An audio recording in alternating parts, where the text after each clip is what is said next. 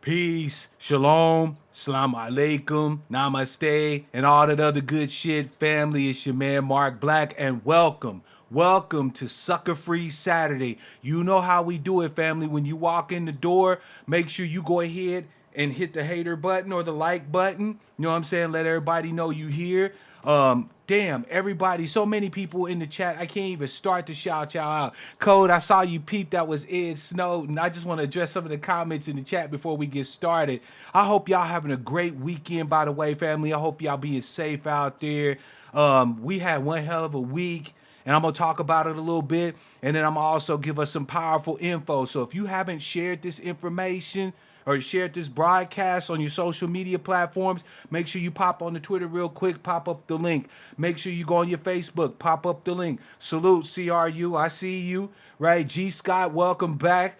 All right, straightforward in the house. You damn straight we needed a channel like this. Miss Denny, of course, representing. Shout out to my Twitter peeps. Noel, thank you. You kept your word. You said you was going to be here. What's up, Darker Visions? I see you. Cali ADOS, welcome back. Brother Allen. Hey, Brother Allen was talking about this, family. This here, Booyaka, check it out.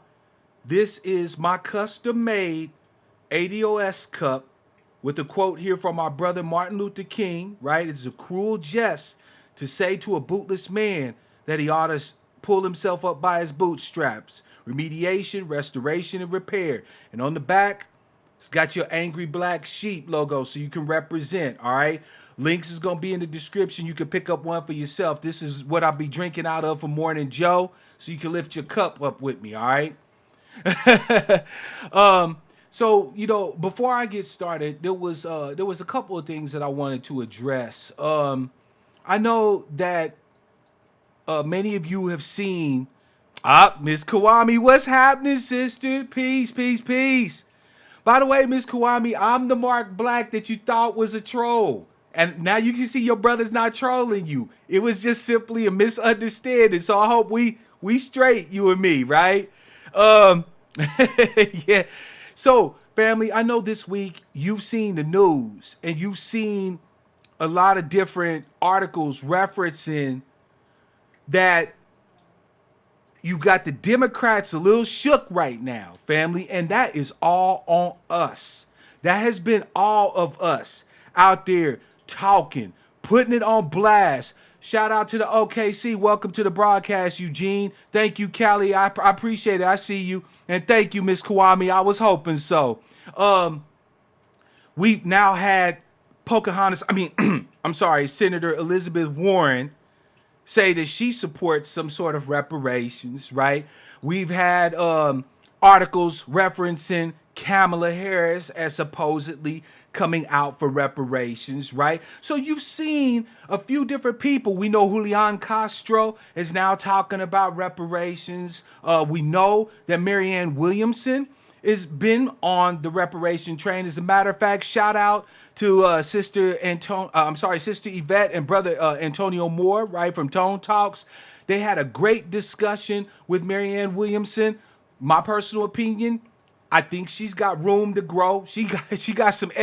Those of us who follow Yvette and Tone know she needs some politics 101, and that right soon. You feel me? But do I think that she could be a good advocate? I believe so. I think that she, at the very least, deserves credit for putting the R word, reparations, dun dun dun, up on the table. You feel me? Right? So shout out to Marianne Williamson for having the courage, the guts, if you will, to come out and actually speak to American descendants of slaves and be willing to hear what it is that we have to say. Shout out to my sister Remy Mupacalypso. Greetings to you. Noah, I think they're pandering to us too. As a matter of fact, that was actually part of what I wanted to discuss, because I did see quite a few of us when these articles started appearing. So you remember for the first 2 weeks, it was we Russian bots, taken over by Ukrainians or aliens or some shit, right? Okay. Yeah, Darker Visions, they had her shook a few times. She definitely she definitely needs some work, right? But when these articles started to come out, a lot of us started celebrating, right? We were like, shit, we've only been banging on these fools for the last couple of weeks real hardcore across social media. And already the Democrats are starting to change the narrative. Well, I'm here to tell you, family, the fight's not over. We're not even close. We're just starting to be able to get the word reparations normalized in the conversation. There's my man Cease. Shout out to you, bruh. Right? Now, this is not to discount what we've done. Right? Family, we shook up the world. Do you understand me? This little no-name group of proponents for advocacy for the American descendants of slaves have shaken up the entire fucking game. And you should be proud. You should be proud of yourselves. Through your constant questioning, remember, asking who you, right? Considering the sources on shit and staying on message that we need repair, remediation, restoration. You should feel on top of the motherfucking world right now. You've taken one half of this ugly, flightless bird known as the American political system, and you shaking it up. But now here's something to note.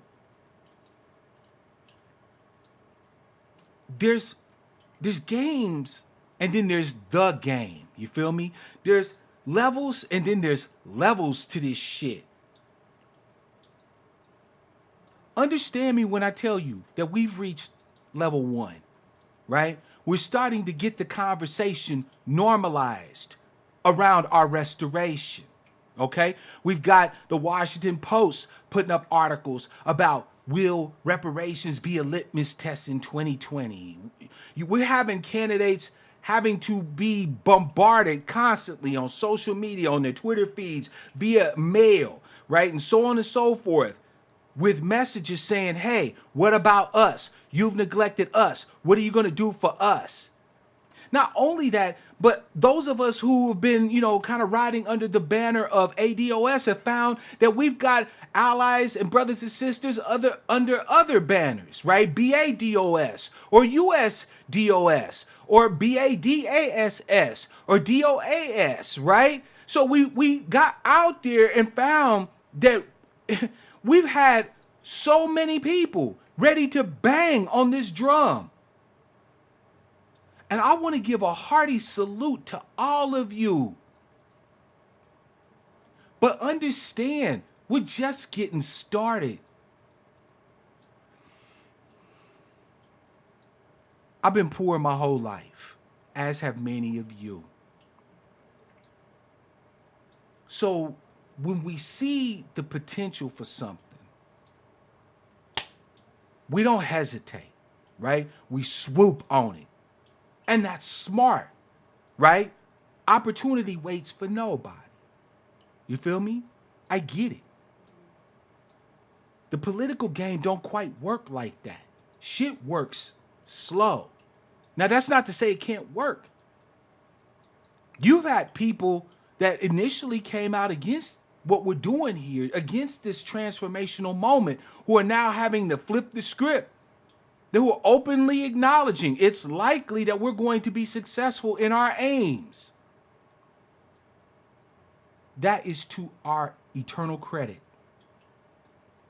That we were willing to boss up, speak boldly, unapologetically, unabashedly on behalf of ourselves and our ancestors. But we're nowhere near finished, family. Celebrate if you must, right? That we've inserted ourselves into a narrative that nobody ever thought that we would speaks volumes about the might, the power that is ADOS. But we're not done. We're not done.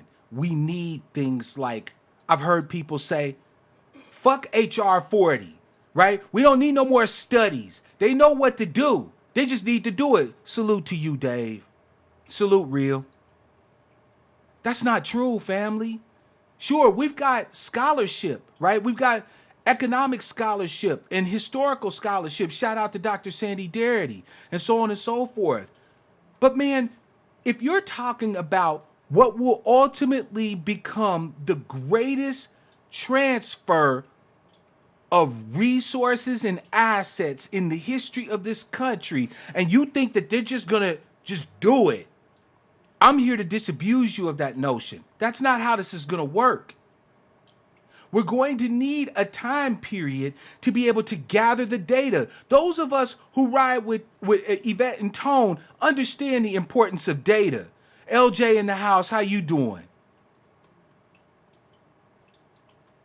And DJ, I agree. We need HR 40. We need HR 40 to do two things for us. So if you're concerned about us pushing for our elected representatives to do something on HR 40, let me tell you what they need to make sure HR 40 does. One, it needs to put together a body of scholars, politicians, historians, and so on and so forth, right? And it needs to have them fully empowered to touch every fucking corner of the United States to gather the data it needs.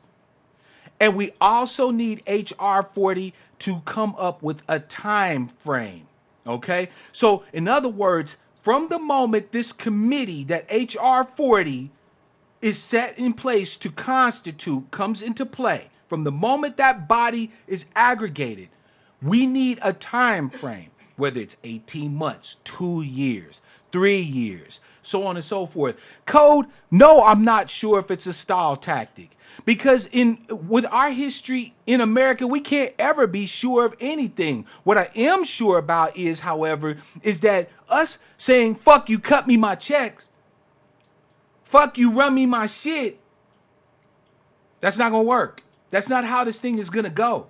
It feels good, don't get me wrong. It feels good to shout at these motherfuckers saying, come up off my shit.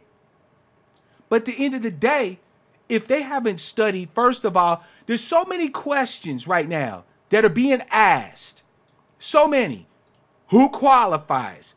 What does it mean to be an American descendant of slaves? And so on and so forth. All of these questions would actually be answered by a commission set in place to study reparations. Dr. Sandy Darity has posited a standard where if you've self-identified on some official... Showing some love.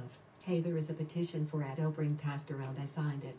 So did I, Cease, and we should do that. Thank you for the heads up on that, brother, and thank you for the tip. This commission, Sandy Darity, has posited that if you've self-identified at some point in the past, right, as Black or African American, okay, and you can establish at least 2 ancestors or something like that are descendant from slaves, right? In other words, not immigrants, slaves. Then you would qualify. Shout out to my brother Kraken. Welcome to the broadcast. I see you. Yeah, Noel, it's not going to work like that, right? The thing is that we sit here and talk about how much is owed. But Code Ref, even Dr. Darity, okay, so to kind of give you a little bit of background, look, I'm not a scholar, but I am scholarly, okay? So I've taken a look at some of the documentation, some of the academic studies around reparations. Even Dr. Darity acknowledges that there is a plus or minus factor in his numbers, right? Meaning that based off of the information that he was able to gather, right, he could give an amount between this amount and this amount. There he is. Hey, brother Jonathan. Yeah, so all you have to do is just click the link to the Discord and it'll bring you over. But I want you to hold off on that for now, right? I'm going to chop up a little bit. By the way, everybody, shout out to Jono Milo, right? That's my special guest for today. All right. And it looks like he's already on the server. So just hang loose, Brother Jonathan. We're going to get you in and we're going to chop. This brother is from Australia, and he asked for the opportunity to come and speak with me. And so I'm glad to have him, my first guest, right? Other than, you know, opening it up and letting everybody chop, this is actually my first guest. So, Jonathan, it's my honor to have you here, man. Sit back, relax, enjoy the ride, and we're going to get to it here in just a minute, all right? But as I was saying, actually, Robert, they did need data to pay the Jews. You know why they needed data to pay the Jews? They had to actually accumulate documentation. So one of the things that made it easier for Germany and other countries that had committed acts against the Jews during World War II was the fact that the Nazis documented everything. Look, they had train schedules, the number of people on those trains, the places that they went, whether it was Auschwitz or Majdanek or whatever the case may be, right? Whether it was Bergen-Belsen and so on and so forth, okay? Right? So they had to actually accumulate all of that documentation. And then based off of that documentation, they had to determine, first of all, chains of ownership, right? Who owned property? Who had goods that was confiscated within Germany and so on and so forth? Then they had to come up with the economic value for just the loss of the goods. But then they also had to calculate an economic value for the labor at these work and death camps. They then also had to calculate the value of loss opportunities in labor. Then they also had to be punitive, right? There's so much more, family, that goes into this shit than just run me my shit. I'm not saying that we're not deserving of it. I'm saying that once the process is completed and we know the number, that then we can bang, bang, bang, bang, bang on these motherfuckers, right? But until we get some hard, look, HR 40, can you imagine a commission with absolute subpoena power to go to even your most local, smallest jurisdiction and pull the most arcane records, scan them shits into electronic format and have them in a database? Can you imagine them being able to actually call in everybody from the lowliest of citizens all the way up to the motherfucking president if need be to inquire about shit? Because a congressional commission has subpoena power and authority to do that. Right? Don't you want them to make sure that when they finally come through with what they're going to come through with, that it's right and exact? Look, first of all, let's keep it a buck, family. No number they come up with is truly going to pay us for everything that we faced. Nobody's going to be, and look, they will never come up with a number that's worth my ancestors' blood. That's worth the rapes, the brutality, the thefts, the murders. So, like, while we sitting here talking crazy about running us our checks and shit, think about it. Code, look, I'm just going to say it straight up. I don't think that that's going to be necessarily an issue, but that's another thing that a commission can address. Because, look, I'm an American citizen. If Congress organizes a commission to study this thing and they come up with a standard, I don't have to like the standard. But if it's a clear standard that every American who meets the standard has an opportunity to be measured up to, then so be it. It's as simple as that. And ADOS Politics Sacramento is right. Why ain't y'all reaching out to y'all's local representatives, whoever your state representative is in the House, whoever your senator is, and asking them to move on HR 40, right? There's a lot of stuff right now that you can do to ensure that we're putting our best strength forward. Sure, like I said, on social media, issuing these broad denouncements and telling them to run us our shit. Nobody understands how good that feels better than I do. All right. But at the end of the day, we got to play this and we got to play this right. This is our one shot. 2053 ain't slowing down for nobody. It ain't slowing down for nobody.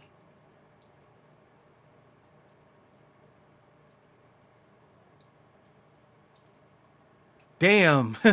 Yeah, Noel, if you got AOC, you ain't gonna probably hear shit from her. She was already trying to co-opt it. Because, family, if you noticed in the news, yeah, after they put up those articles talking about Elizabeth Warren and Kamala Harris was talking about reparations, of course, since we were able to go by, back through their public pronouncements and speeches line by line and realize that it was some bullshit, we then find out that Elizabeth Warren is talking about, well, the Indians should be a part of the conversation too, talking about feather Indians, not dots. Like them motherfuckers don't have sovereignty. Like they haven't had a land base. Like they haven't had pay coming from the United States government on a consistent basis. In some cases, since well before 1860 something, right? Like they haven't had slaves. Like the 5 civilized tribes did, the Cherokee, the Choctaw, the Creeks, the Crows, and other tribes had motherfucking slaves. And this bitch wants to put them in on our shit. So this is why I'm telling you, you can't celebrate prematurely. And you can't discount the necessary efforts needed so that people like Dr. Darity, so that people like Dr. Dark Hamilton and all of our scholars get an opportunity to sit at the table with Congress, show them how they arrived at the numbers that they arrived at, and so on and so forth. Come on, family. Like, it feels good. Yes, Eugene, they got casinos and shit. Look, I'm going to tell you straight up. Give your man Mark Black 1/10 of what these feather-wearing motherfuckers done had and watch me work. Give me a land base. Give me 1/10 the income that they get every year from the United States government. Not to mention the treaties that have been honored and so on and so forth. Give me 1/10 of what these motherfuckers got and watch us work. So you see, family, we're going to have to keep our fucking boot on their necks. We're going to have to stay in their face. This isn't over by a long shot.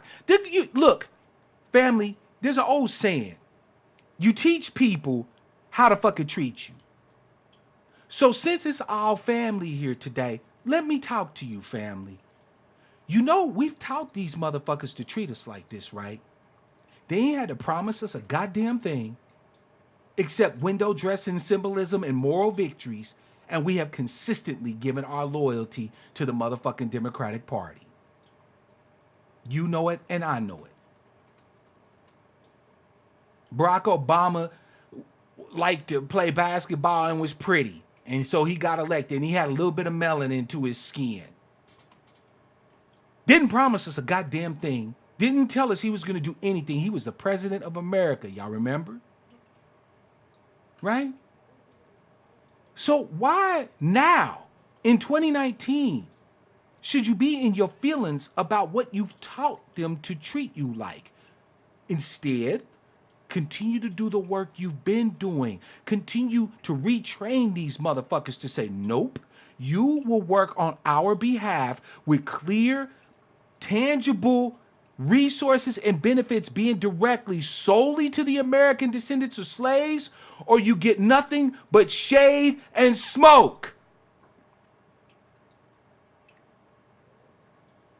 No respect, no votes, no care, no concern, no nothing. You've promised us nothing, we promise you nothing. Family, it's funny because we still have our focus on the Dems. Now, I get it, right? Because most of us are used to voting Democrat, and we hear all the bullshit from the Democrats that they're all liberal and they support social justice and all this and that and the third. We still got our eye mostly on the Democratic side of the house. But now, if we was really trying to play the game, why ain't we talking to Republicans?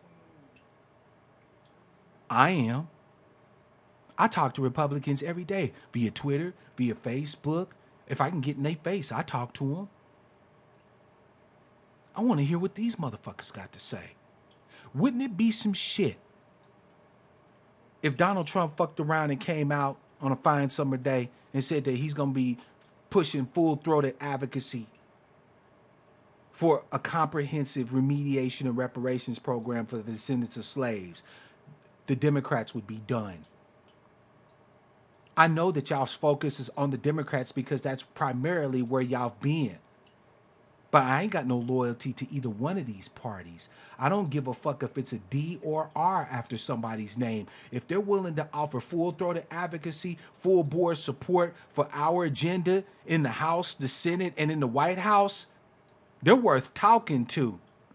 I'm making connections every single day across the political spectrum. And I'm debating people every single day across the political spectrum. Because remember your politics 101, family. It's not about the person. It's about the agenda.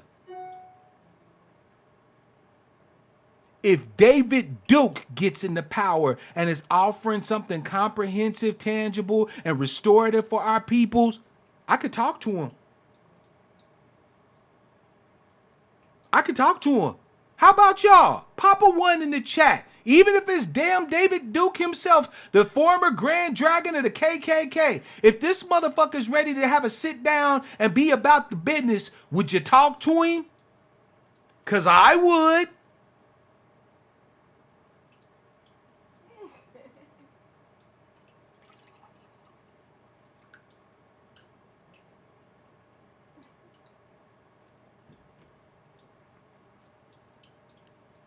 Family, we have to get our game face on. You know what the fuck I'm talking about. That face brothers be making on the sidelines just before the first set of downs. That face that the brothers be making on the sidelines before they get out there on the court. The face them brothers be making before they take their hockey sticks and whoop them white boys' ass. Yeah, we got niggas that play hockey too. Deal with it. Get your game face on. Yes, code and skepticism is a normal, healthy mode to operate. But skepticism does not mean dismissal, which is unfortunately what a lot of us too often do. You would discount somebody that you know previously has been on some fuck shit because they was previously on some fuck shit, right? I get it. Once bitten, twice shy. But damn it, if they come talking and waving the white flag, it don't hurt you to stop to see what the hell they talking about. I don't give a fuck if they like us, right? All of y'all talking about Trump's a racist, Trump's a racist. America is racist. And skies are blue. And water is wet. And grass is green. What the fuck are you saying that Trump is racist? Saying that is just like saying, and reality is reality. Like, it don't make any damn sense.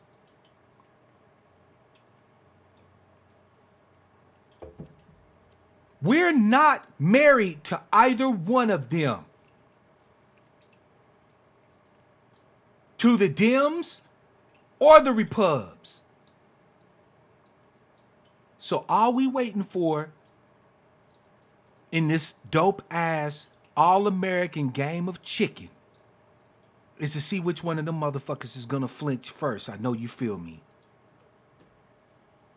That's all we waiting for. That is all we are waiting for. Which one of them is gonna flinch first? Because somebody's gonna flinch. We're not going to flinch. 2053 is staring us in the face. That means essentially our demise off of the American stage. Oh no, we are not going to blink.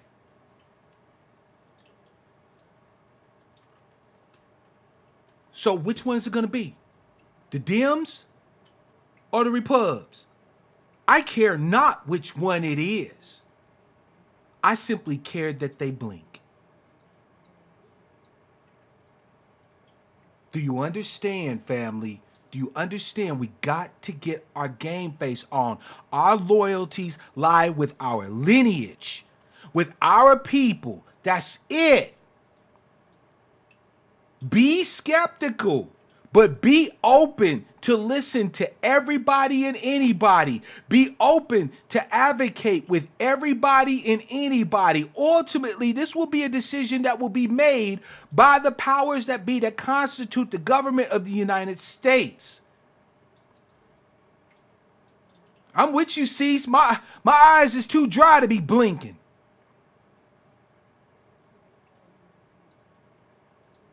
We ain't got time for this madness. We eager, and I'm glad to see us eager. I'm glad to see us reaching across every social economic background, every religious background, every other fucking type of background you could think of. I'm glad to see us reaching out and grabbing each other's hand and shouting brother and sister to each other like we should have been from jump. Organized around the one thing that the CIA can't kill, that the FBI can't kill, that the Army can't kill, and that is our lineage. I tell you, you are becoming a mighty people, mighty for the pulling down of the racial strongholds in America. But you have to do the work. You have to express a little bit of patience. Look at how far you've come in just a couple of weeks.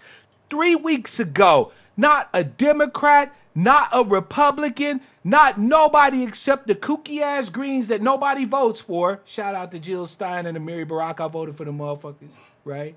But nobody else really votes for them. Nobody was talking about restoration of black people. Nobody was talking about reparations. They was too busy talking about Green New Deals and, you know what I'm saying, and green energy technology and, you know, free everything for everybody, which by the time it gets to us turned out to not be so free and not so much for everybody. And in a few short weeks, you literally have made the entire political establishment see you. And not only see you, but hear you.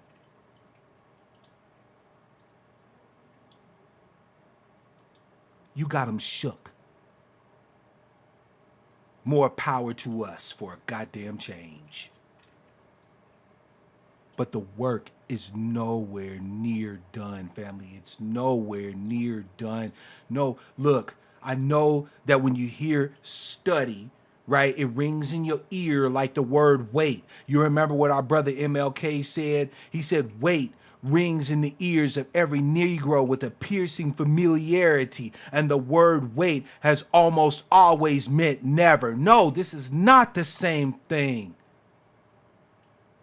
Let them study this shit. And when I say study, let them investigate. Let them dig into the rotted guts of the corruption that was slavery, debt peonage, sharecropping, convict leasing, Jim Crow, mass lynchings, the drug war, mass incarceration, the denial of ourselves. I want them to dig into it all. I want them to be able to go and access and tap every resource that gives them every single item, every single datum that they need. So when they finally draw up the paperwork, when they finally put it forth the recommendations, it will, to the best of its financial ability, make us finally full established citizens of the United States of America. Period, point blank, the goddamn end. We need HR 40. We need to have our game face on. Rejoice if you must when these motherfuckers hold an L, because God knows I do. But once you're done rejoicing, it's back to work. Now that I done addressed that part, all right? Here's the meat and potatoes of today's broadcast.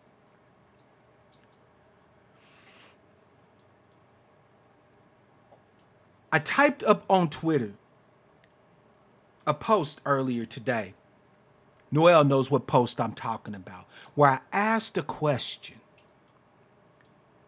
In that tweet, I asked, is it time to pursue a boycott, divestment, and sanction action against collaborators against ADOS interests.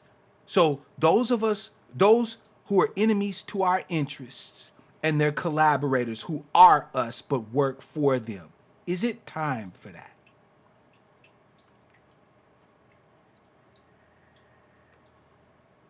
Well, when I let Brother Jonathan on, we're going to talk about it. But I believe it is, family. So let me explain what it is that I'm referring to. Those of you who are my lefty brothers and sisters, you know, progressives, down with the Democrats, etc., are familiar with the BDS, boycott, divest, and sanction movement currently that is against the state of Israel. Some of you who are a little older, Xers like myself, are also familiar with the use of the BDS strategy against South Africa back during the apartheid era. We pushed this government, these companies, these businesses to take their resources out of South Africa, to sell what interests they had in South African companies and the government, and ultimately to apply sanctions to South Africa until such time as apartheid was no more.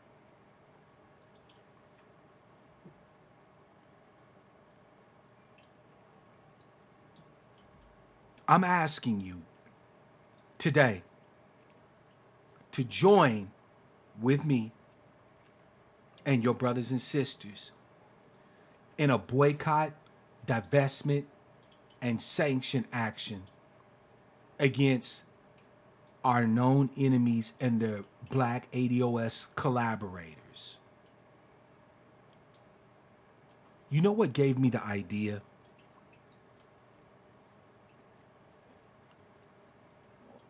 Those of you who are familiar with some of the organizations that we have in this country that supposedly represent black people, you know, ADOS people, are familiar with the organization called the Urban League. The Urban League is one of the oldest so-called black organizations in this country, right? They've been at the forefront of issuing scholarships to people to go to college and all sorts of other social advocacy stuff. Used to be for us. Not so much anymore. Mark Morial, the president of the National Urban League, recently gave a talk, and I read an article about it in Black Excellence Black Enterprise magazine. So look up the most recent issues of Black Enterprise magazine, and you'll find where they talk about this conference that they had. And Mark Morial said some pretty fucked up and incendiary shit about our movement. First of all, he didn't even have his goddamn facts straight. You know, these petty bourgeois boule niggas never do. But that never stopped him from slandering our name. Now, mind you, with no evidence whatsoever. Nothing more than I'm Mark Morial and I say so. He accused us of having been influenced by the Russians. You know, the same old bot bullshit that these fools been talking about. He ain't the only one.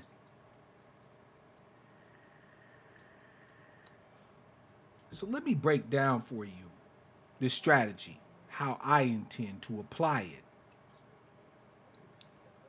I have been a donor to the Urban League for quite some time. When I first set up my Amazon Prime account, they gave me the option to donate a portion of all my purchases to a charity. I didn't want to give my money to a bunch of white motherfuckers, so I chose the Urban League, thinking, hey, at least they're black, you know, right? So I'm done with that. I have canceled my donation to the Urban League. I'd rather give that shit to the American Heart and Lung Foundation before I give it to their ass. I'm boycotting the Urban League. I'm not going to any of their events. I'm not giving to any of their fundraisers. I'm going to work overtime to take as many fucking resources from them as possible. Let's talk about divesting. I can't really divest from them because I don't have an interest in them. But let's say that you had a scholarship that you were getting from the Urban League. Replace it with something else. Get the money from anybody that you need to go to school. Fuck the Urban League. Don't take a penny from them. Divest yourself from any interest in the Urban League. Now we get to my favorite part, because you know they call me Midnight Black. Sanction the Urban League. Mark Morial should go nowhere, and I mean nowhere, without us putting his ass on public blast. And not just him, but the organization that he represents. But not just them. Anybody that's affiliated with the Urban League. But not just them. Anybody that thinks that they might want to support the Urban League should get nothing but shade and smoke.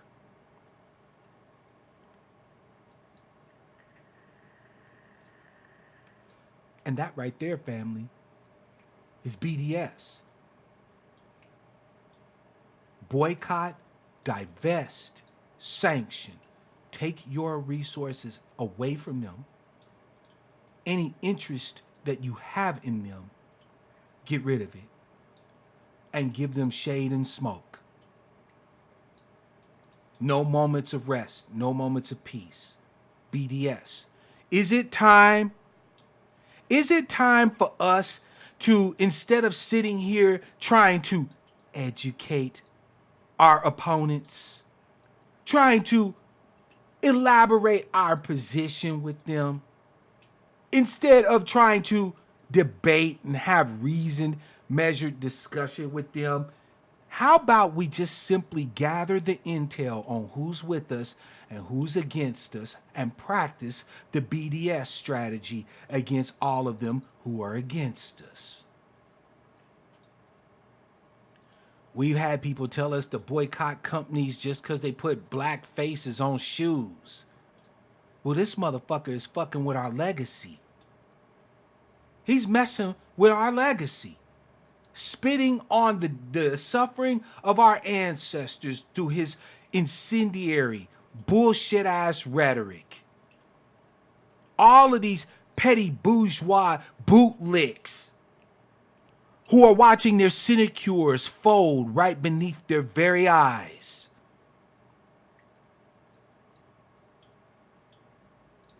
They are just as much enemies to us as anyone else is. So why not treat them as such?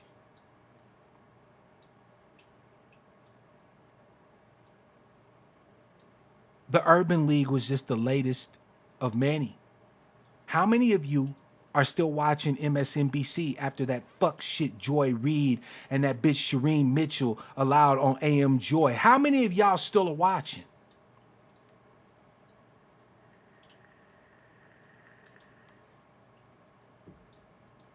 How many of y'all still watch and support and buy shit and click on ads for the Breakfast Club?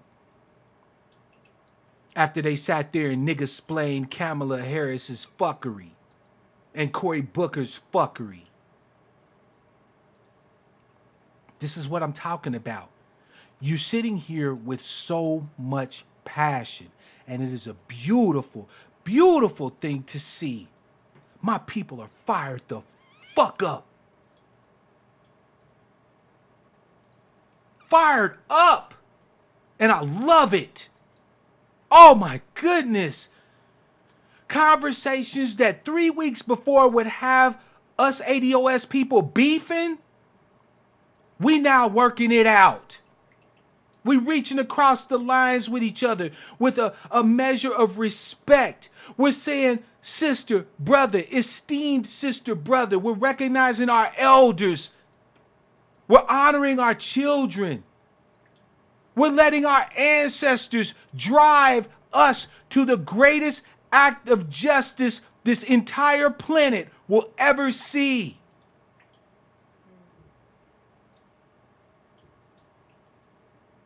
I could not be more proud of you, family. But how many of you still have your little hooks, your little hooks of support lodged into people that are only working against your best interests? How many of you are still sending your automatic donation you might have filled out 10 years ago, not thinking about, the NAACP? They was black once upon a time, so I guess I'm going to support them. How come you haven't revisited that? What has the NAACP done for you lately? What has the Urban League done for you lately? All of these talented 10th petty bourgeois black boule groups, how come you haven't revisited your connections to these people?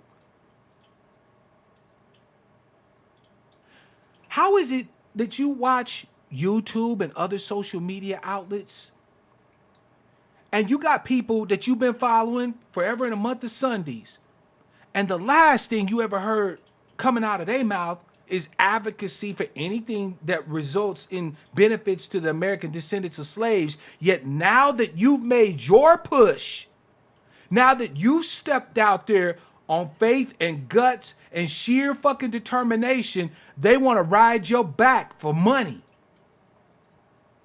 Look, I'm selling a cup, right? I want you to have a tangible for your support. But the most important thing that I want from you is your eyes and your mind for a little bit, to bring you some information that's going to be beneficial and salient for your uplift and my uplift and our growth collectively. I'm not asking you to shade motherfuckers who ask you for support. You should support your interests. I'm asking you, though, to ask the questions to determine whether or not these people really are in your interests.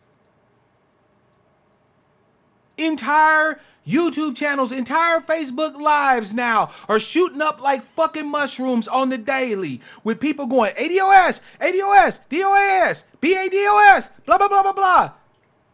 But one thing that's always in common is they asking you for something. And then when you go back and you look and see their previous content, the motherfuckers was talking about video games, or they last trip to Aruba where they went over there, to enjoy some sexy time on the beaches and shit. They wasn't thinking about you when they was on that old aspirational bullshit they was on previously. But now you all are getting on code. You all are staying on message. And now they want to rifle your motherfucking pockets. I'm asking you to use your discernment. You know the people that, look, I'll give you a case in point. This is not self-promotion, okay? I don't do that. Anybody that follows me knows that I have a problem with sometimes probably being a little too humble. But you can go back on my previous videos on this channel and hear the stuff that I was talking about. And all of it is about benefiting us, elevating us. Yeah, there are videos I got on this channel where it feels like I'm slamming the sisters. Because you know why? Sisters be on some fucked up shit sometimes, especially when it comes to advocacy for their black brothers. But I'm directing my comments to family. You can look on my old channel, Mark Black.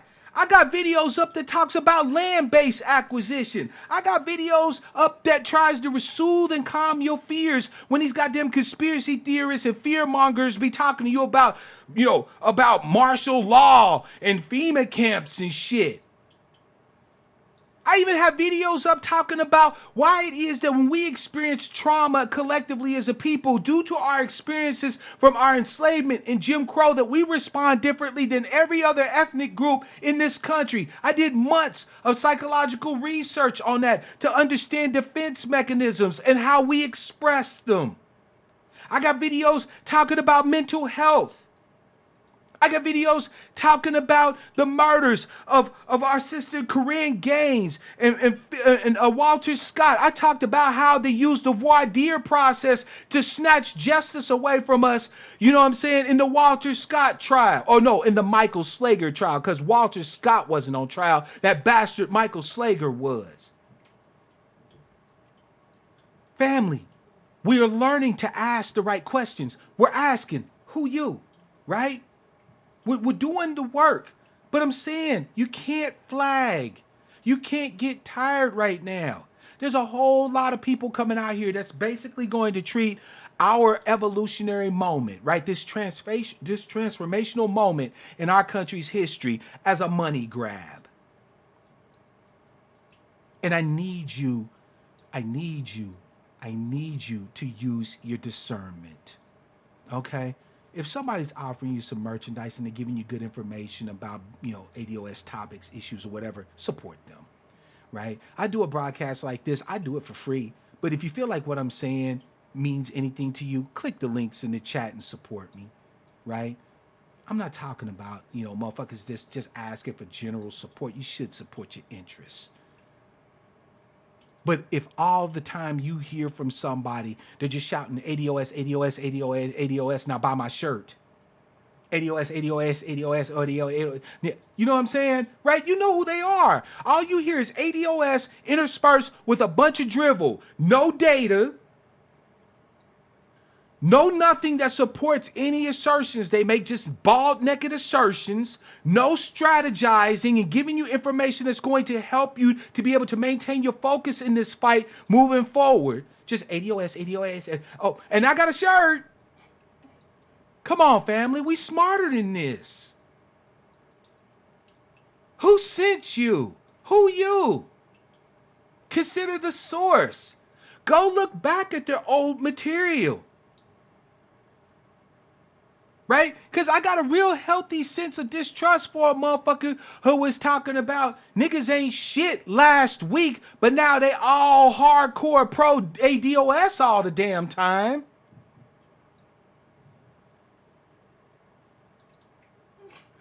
Right? Straight foolishness. These niggas like polite. Come on now, family. Y'all know what I'm talking about. You already... Look, thank you, DJ. You know what? Let me tell you something. You got lames on social media right now. I actually saw a video, DJ, where this motherfucker was talking about that Pookie and Ray Ray are going to be the face of ADOS. I got news for you motherfuckers. Pookie and Ray Ray are the face of ADOS. Get used to it. We're doing this fight so there won't be any more Pookies and Ray Rays and Bomb Quishas.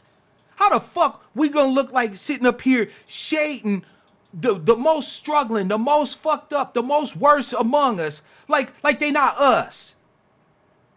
That's who the fuck we fighting for. You telling me that Pookie and Ray Ray is gonna be the face of this shit? That makes me happier than Skippy eating peanut butter. Cause it's about time they the face of something positive.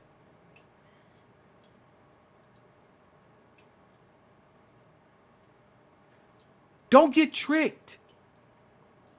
Do not get tricked. You got... Okay, let's keep talking about BDS. And then, after a bit, I'm going to bring in Brother Jonathan.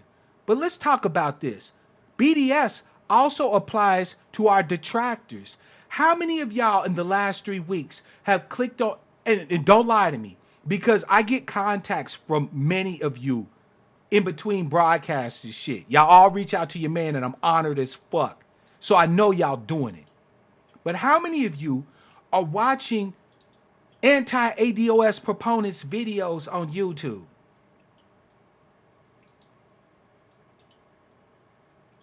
I heard about Dane Calloway's broadcast earlier today. I've seen T West's broadcast. As one of your advocates, it's my job to watch these things for you. But why do you need to watch these things? Why do you even need to give them any clicks? They can say what they want. If we're not there watching it, they're just yammering at a camera. So tell the truth to shame the devils. We sit here and we give too much attention to people who don't fucking deserve it. You know, if they're on some old crazy ass left field team indigenous shit, that they're probably not going to vibe with what we're talking about as the American descendants of slaves, or the descendants of American slaves, or whatever group or hashtag you fall under, which is all saying the same thing, by the way. So those of you who had links to that petition asking for there to be a specific designation for the descendants of slaves on the census, sign the damn thing. This is why we need HR 40, because HR 40 and things like it is ultimately going to determine who's going to qualify. Not some name, not some hashtag. Think, people. I'm going to tell you something. I'm consistently blown away at the level of love and support that I get from my people. But you know what? Had you seen me 20 years ago with a red motherfucking Pendleton on and some Dickies and some motherfucking red Cortezes with a red bandana hanging out my back pocket, throwing up gang signs and shit, you would have called me a Pookie. You would have called me a Ray Ray, and you would have said that my black life didn't mean shit. Isn't it good, however, that I had an opportunity for change, an opportunity for redemption, an opportunity for growth? Otherwise, I could have got my head blown off and all of you would have just laughed it off as another goddamn gangland slaying. I am fighting for Pookie and Ray Ray and Bomb Quisha to become the face of this shit. They need to become the face of something positive up in here. Right? G. Scott said, I seen Akatunde calling us ignorant and so on and so forth. You feel me? Family, let's keep it real. Right?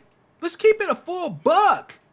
We sit here and we devote so much time, so many resources, so much energy to shit that's not even going to forward our goals and our aims.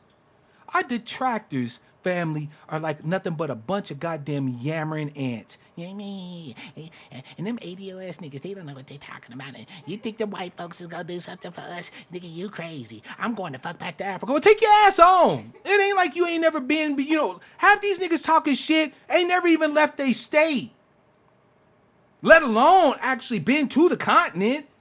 You know how I know? Because there's a brother named Dynasty Demir, shout out to Search for Uhuru on YouTube, who has been to Africa multiple times. And this brother said, what? ADOS is my movement. This represents me and my people. I fucks with Africa, but I'm ADOS. He's been to Benin. He's been to Togo. He's been to Ghana. He's been all over West Africa.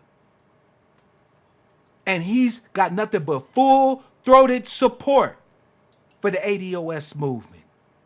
So all of these niggas that claim to know so much about Africa sit in front of you wearing them dashikis and kufis and shit, you know what I'm saying, whose name used to be Jerome Davison, but now this nigga is Abakunda Katunde Kalawa. Fuck all that. They're not going to give you the listen to, an honest listen to. They're not going to give you an honest listen to. You have family, you have to understand where your energies need to go. Right?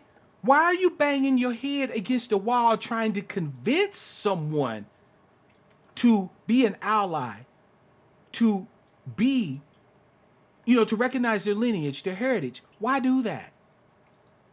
There's an old saying, family, a man convinced against his will is of the same opinion still. Your arguments could be sound. We've learned to bring the data. You feel me? We've learned to bring the information because they can yammer on when it comes to opinions. When I'm expressing my opinion, they can sit on their channel and say, that nigga Mark Black is an idiot. He don't know what the fuck he's talking about. Blah, blah, blah, blah, blah, blah, blah. Right? If I'm just bringing opinions, they can do that all day. But as soon as I bring the goddamn data, them bitches have to shut up. Because we're going to keep bringing the data until all of those bastards go silent.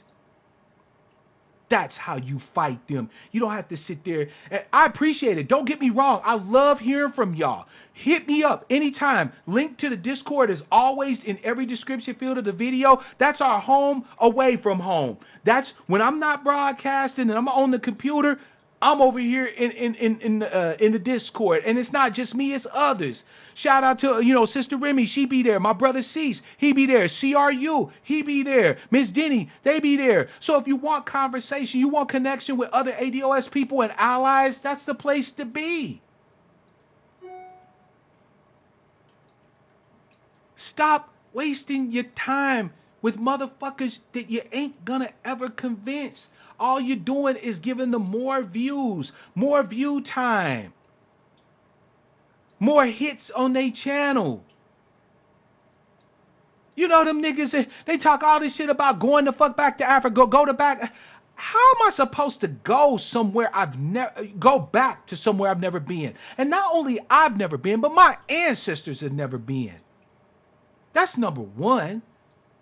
It's not like I run over there, get off the plane on the tarmac in Accra and reach out my arms and say, I'm home, everybody. And they all just come bum rush me and it's a whole nation full of love. Most of the motherfuckers will be looking at him like, who the fuck is that? Right? So let's keep it a buck. If the motherfuckers believe that the slave trade didn't, they got bigger problems than you can fix with your advocacy of ADOS. Explain to me how you're supposed to convince somebody to adhere to their lineage when they don't even believe it's their lineage.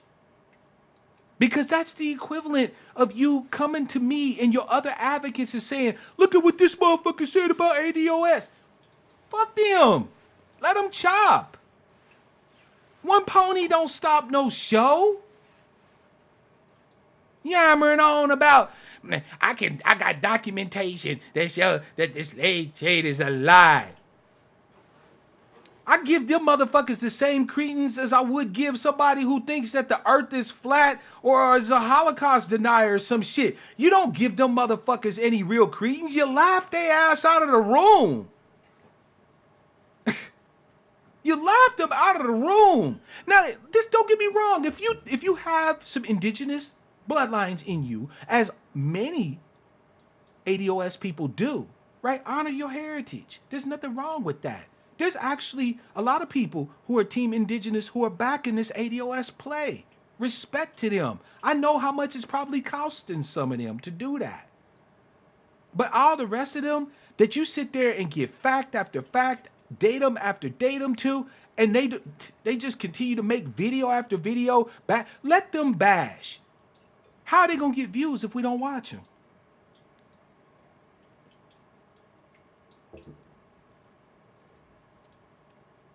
I'm with you, G. Scott. He said all these wannabe foreign ass kissers get on my nerves to be watching them like whatever. I hear you. Look, I'm from Missouri. Show me. If this whole Pan-African thing is really the place to be, that's fine. You don't have to argue the merits. Show me some motherfucking Pan-Africanism. Show me where Haitians can go to the motherfucking DR without there being drama. Or go to Jamaica without there being drama. Show me how Eritreans and Ethiopians are finally kicking it together as one people, as one nation. Them motherfuckers look exactly alike, but they beefing? If you think Pan-Africanism is the way, you don't have to try to fucking convince me of it. Show me it. Instead of everywhere I look, everybody is just as splintered into their own respective tribes as everybody else. Family, these motherfuckers didn't have another problem with you at all until you said you wanted to be a tribe. Durable goods, that's facts. No one's disputing that who's ADOS. We know slavery was in other places, but we're addressing our specific and distinct and unique heritage and lineage here in the United States of America. If you think I don't support Jamaicans and other Commonwealth nations getting their reparations from the UK, you'd be mad. But if you think I'm going to put their justice claim over mine and then on top of that, let them shade me so that I don't pursue a justice claim, huh? Like, what sense does that make? We can't all be kumbayaing it up right now. You know why? Because them motherfuckers in 2053 will still have resources. They'll still have a median worth that's above zero.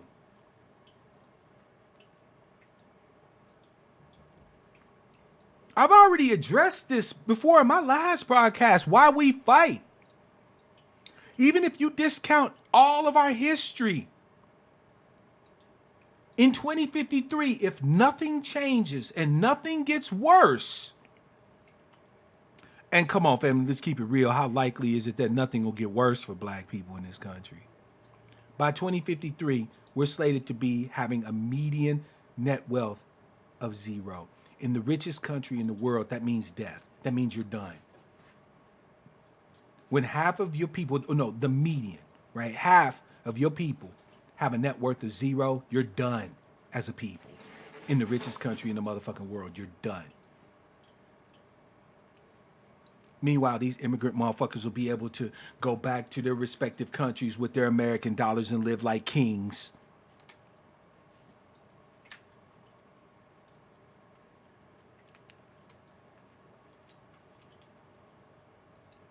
You damn right we practicing tribalism. And it's about fucking time. I don't have time to be the soothing balm for other black people's feelings. Especially when soothing them does nothing for me and mine. Dr. Claude has been telling us.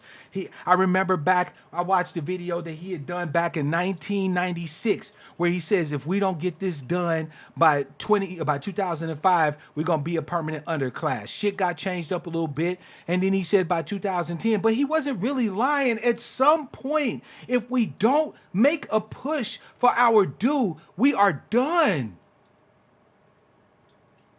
Which means that I don't have fucking time to be catering to people who are saying, oh, but y'all being so divisive. Fuck you. If you're not on board with what we're trying to do here, kick rocks. We don't have time to cater to you anymore. Every fucking group wants us to center them in our shit. That's like your neighbor coming over to your house telling you not to argue with your family because it disturbs his cat. Nigga, stop listening to my motherfucking house. We over here minding our business. You stay your ass over there, and we gonna stay our ass over here. You wouldn't let somebody come up in your house and tell you what to do, how to speak, how to live up in your shit. But that's what we keep doing each and every time with these other people, these other groups. We don't hate them. But I'm tired of keep saying I don't hate them. If the motherfuckers ain't figured out by now we don't hate them, we just going for our own shit, then they don't want to see it. They just want to be obtuse and be enemies. So I treat them like enemies, which means I have no motherfucking respect at all whatsoever for what the fuck they talking about. And if they fuck with me too hard, shit, real, I'm with you. My tax money pays for ICE.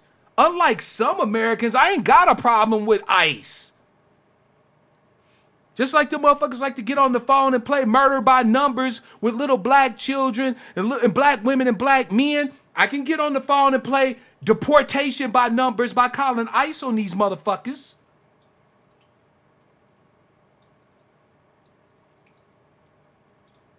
We're the only ones, family, the only ones that have always taken the high road. We're the only ones who have always tried to make this a moral and ethical issue. Everybody else is just trying to get the motherfucking bag.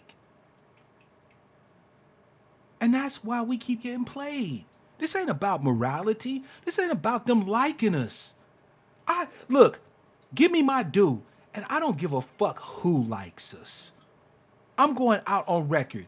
If we get our due, I don't care if Africans like us. I don't care if diasporan Africans like us. I don't care if white people like us. I don't care if Latinos like us. I don't give a fuck about none of them liking me. Give me my due. And then if you feel like you just feel some kind of way and you can't be around me, then stay the fuck over where you at and leave me and mine the fuck where we at. We need community amongst ourselves. We moral as hell. Moral as hell. Man, black people, it seems like we're almost addicted to holding moral victories. I'm sorry, but wouldn't you like to have some real victories for a change? Moral victories don't put food in your refrigerator or clothes on your baby's backs. It don't put a ring on your new wife's finger or pay for your internet connection. All the love, care, and concern in the world ain't gonna put no motherfucking gas in your gas tank. Or have some money set aside for your retirement now that they done fucked us out of pensions with 401ks.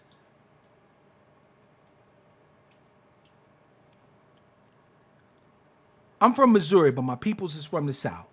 So when I say this saying, all you Southern folk is immediately gonna start cracking up and say, you're damn right. But I'm gonna say to us, ADOS family, get your ass off your shoulders. All right? You ain't too good to be a part of this work.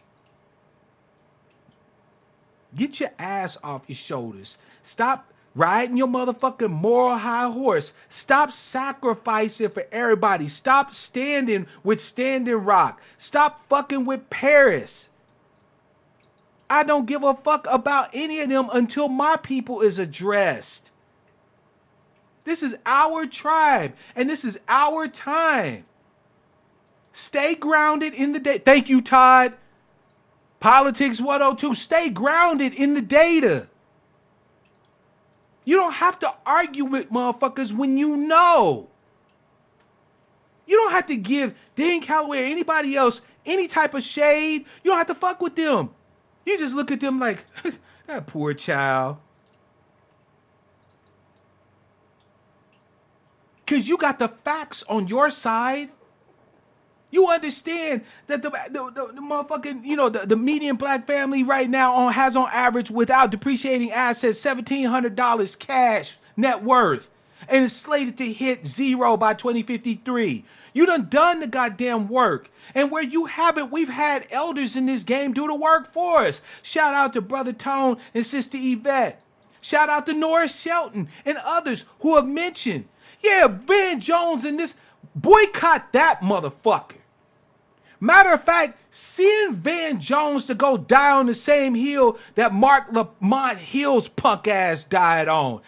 Mark Lamont Hill died for the Palestinians. Let him die for the motherfucking Democrats. I ain't supporting neither one of them motherfuckers.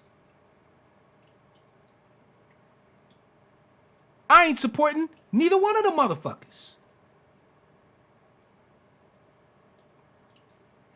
Divest yourself. Family, look, do you know why the BDS strategy is so important? Why it's so effective? One, it hits them in the pockets. Two, it gets you the space you need to make the power moves you need to make. And three, empowers you to make those moves.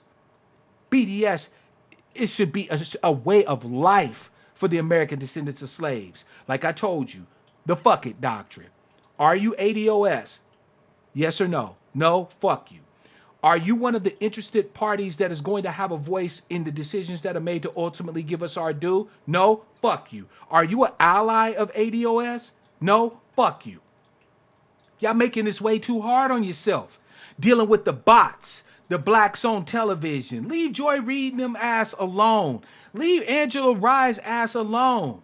Leave all these fools alone. This is not to say that you won't have people out there giving you the information on what these people are on. Take the information and keep it pushing. You already know they're enemies of ours. You already know that in the case where they're ADOS, that they're collaborators. Shout out to the elder brother BGS. Welcome to the broadcast. There's my brother Lou. What's good, fam? Right? The fuck you doctrine should be in full effect. I know that offends some of you because some of you have tender hearts. And I don't want to take that away from you. This fight is not for everybody, right? And what I mean by that is this. There are those of us who are going to speak with eloquence. I can, when necessary, speak with eloquence. I am cognizant of the normal grammatical parameters of English conversation. However, when it is warranted or when it is not necessary to represent myself in such high, refined, esteemed fashion, I know how to get down with the motherfucking get down. Which means it's going to be some harsh language. It's going to be some, you know what I'm saying? Why? Because that's what my ancestors would have done. They'd have looked at this motherfucker like, really? Really? Because some of my ancestors may not have had the level of education that I do. But they still had that eloquence that let you know when you smell that bullshit. So for those of you who are my more refined, more eloquent, more genteel brothers and sisters, I salute you and I appreciate you. I really do.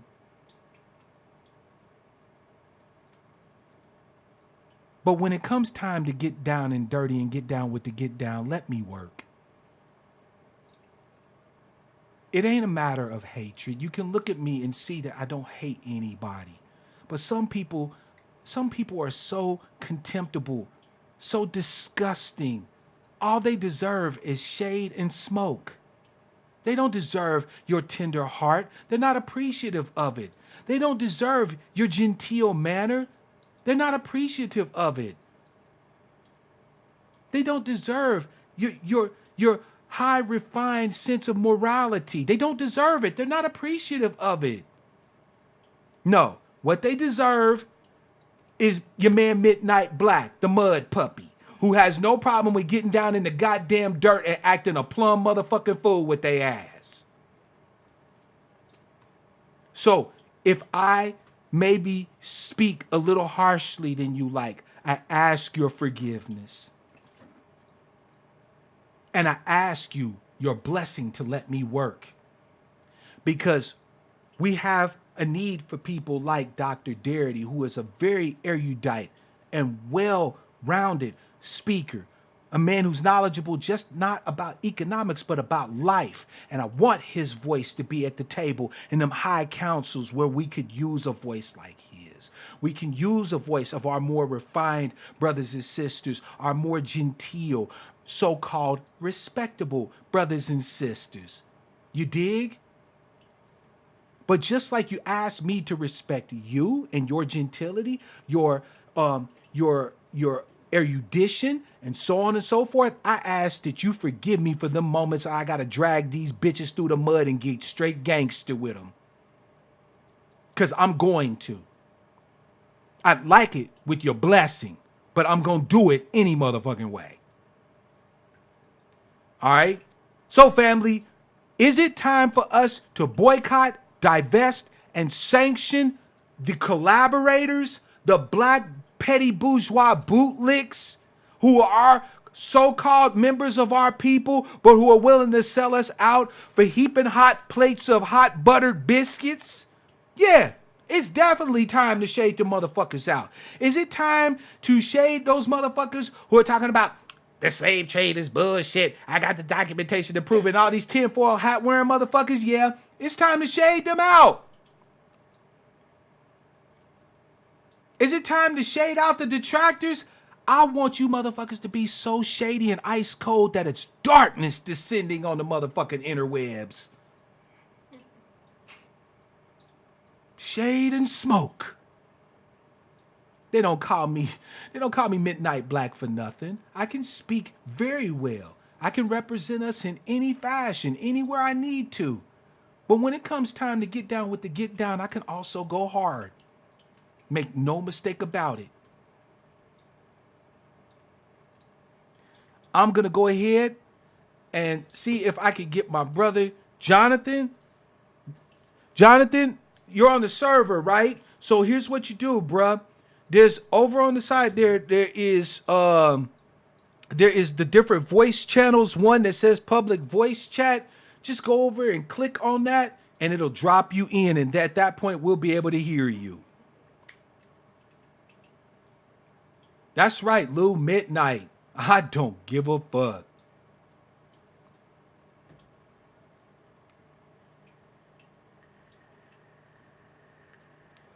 Miss Denny, Remy put a link in the Discord, I want you to copy and paste that link and put it into the or anybody else who's a mod that can copy paste, put links in the chat.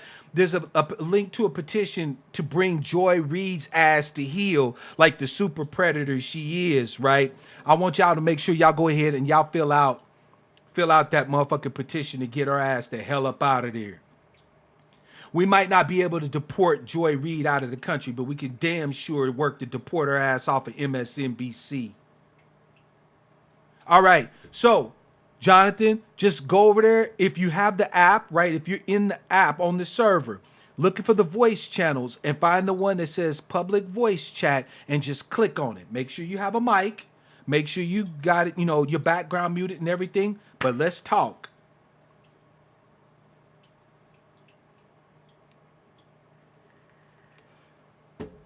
Oh, look, family, I got a hater.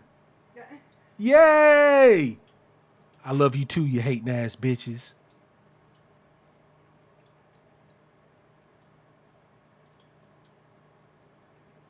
By the way, I got 53 watching and 44, hits on the like button. Even if you one of the 53 and you're a hater, go ahead and hit the hater button, but hit one of them, all right? And by the way, while we waiting on Brother Jonathan to get his thing squared away and pop in on the Discord, family, thank you. You see that number up there? That's 700. That's y'all. 700 angry black sheep over here with Black Outcast Media. Man, y'all amaze me. Y'all amaze me. Thank all of you for your love, your support, your eyeballs, your time. But let's not keep the party all to ourselves, shall we? Right? You make sure that when you come back next time, you bring another one with you. If you're watching this live right now and you haven't subbed, you've been watching long enough to know if you want to stay or not, go ahead and hit that sub button. Or hit the hater button, I don't care. But hit something. Make your presence known. Stand and be counted.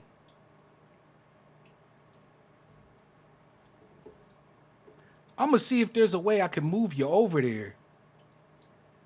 Don't look like I can. Damn it. All right, Jonathan. You don't have the... Okay, he's downloading the app. Dave, what's happening, bruh? Hey, you know me.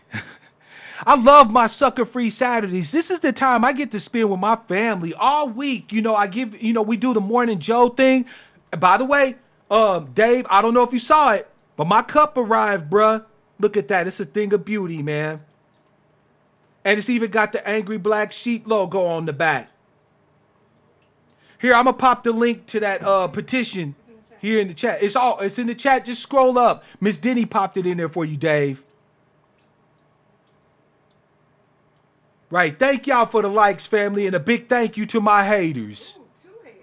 Oh, yes. 2. Shit. That's what I'm talking about. Even the haters need to sound off. I want to make sure they got a space to put their hate. I want to feel the hate swelling within you. Because we ADOS people, we coming. So you can hate all you like. That's what's up, Dave. I look forward to it, man. That way you can be able to lift up your cup with me for Morning Joe. That's right. By the way, shout out to my brother Information Man. I'm actually working right now to coordinate with that brother to be on his channel. I'm not certain if he's gonna do an interview of me or if I'm gonna be a part of a panel. We're still coordinating that, right? But be on the lookout. If you haven't started listening to Information Man, check him out. He's a dope resource, one of your ADOS brothers, and definitely somebody positive. So thank you for that one, G. Scott. By the way, family, while we're waiting on Brother Jonathan, if there's anybody else that you want me to shout out, have y'all discovered some dope-ass ADOS resources out there? If so, pop it in the chat and let us know. I'll shout them out publicly right here on video. Ain't no haterism over here. We want to see our people rise no matter where the hell they are and what the hell they talking about. Durable Goods said, let the hate fuel us. You know what, BGS? I'm going to tell you something.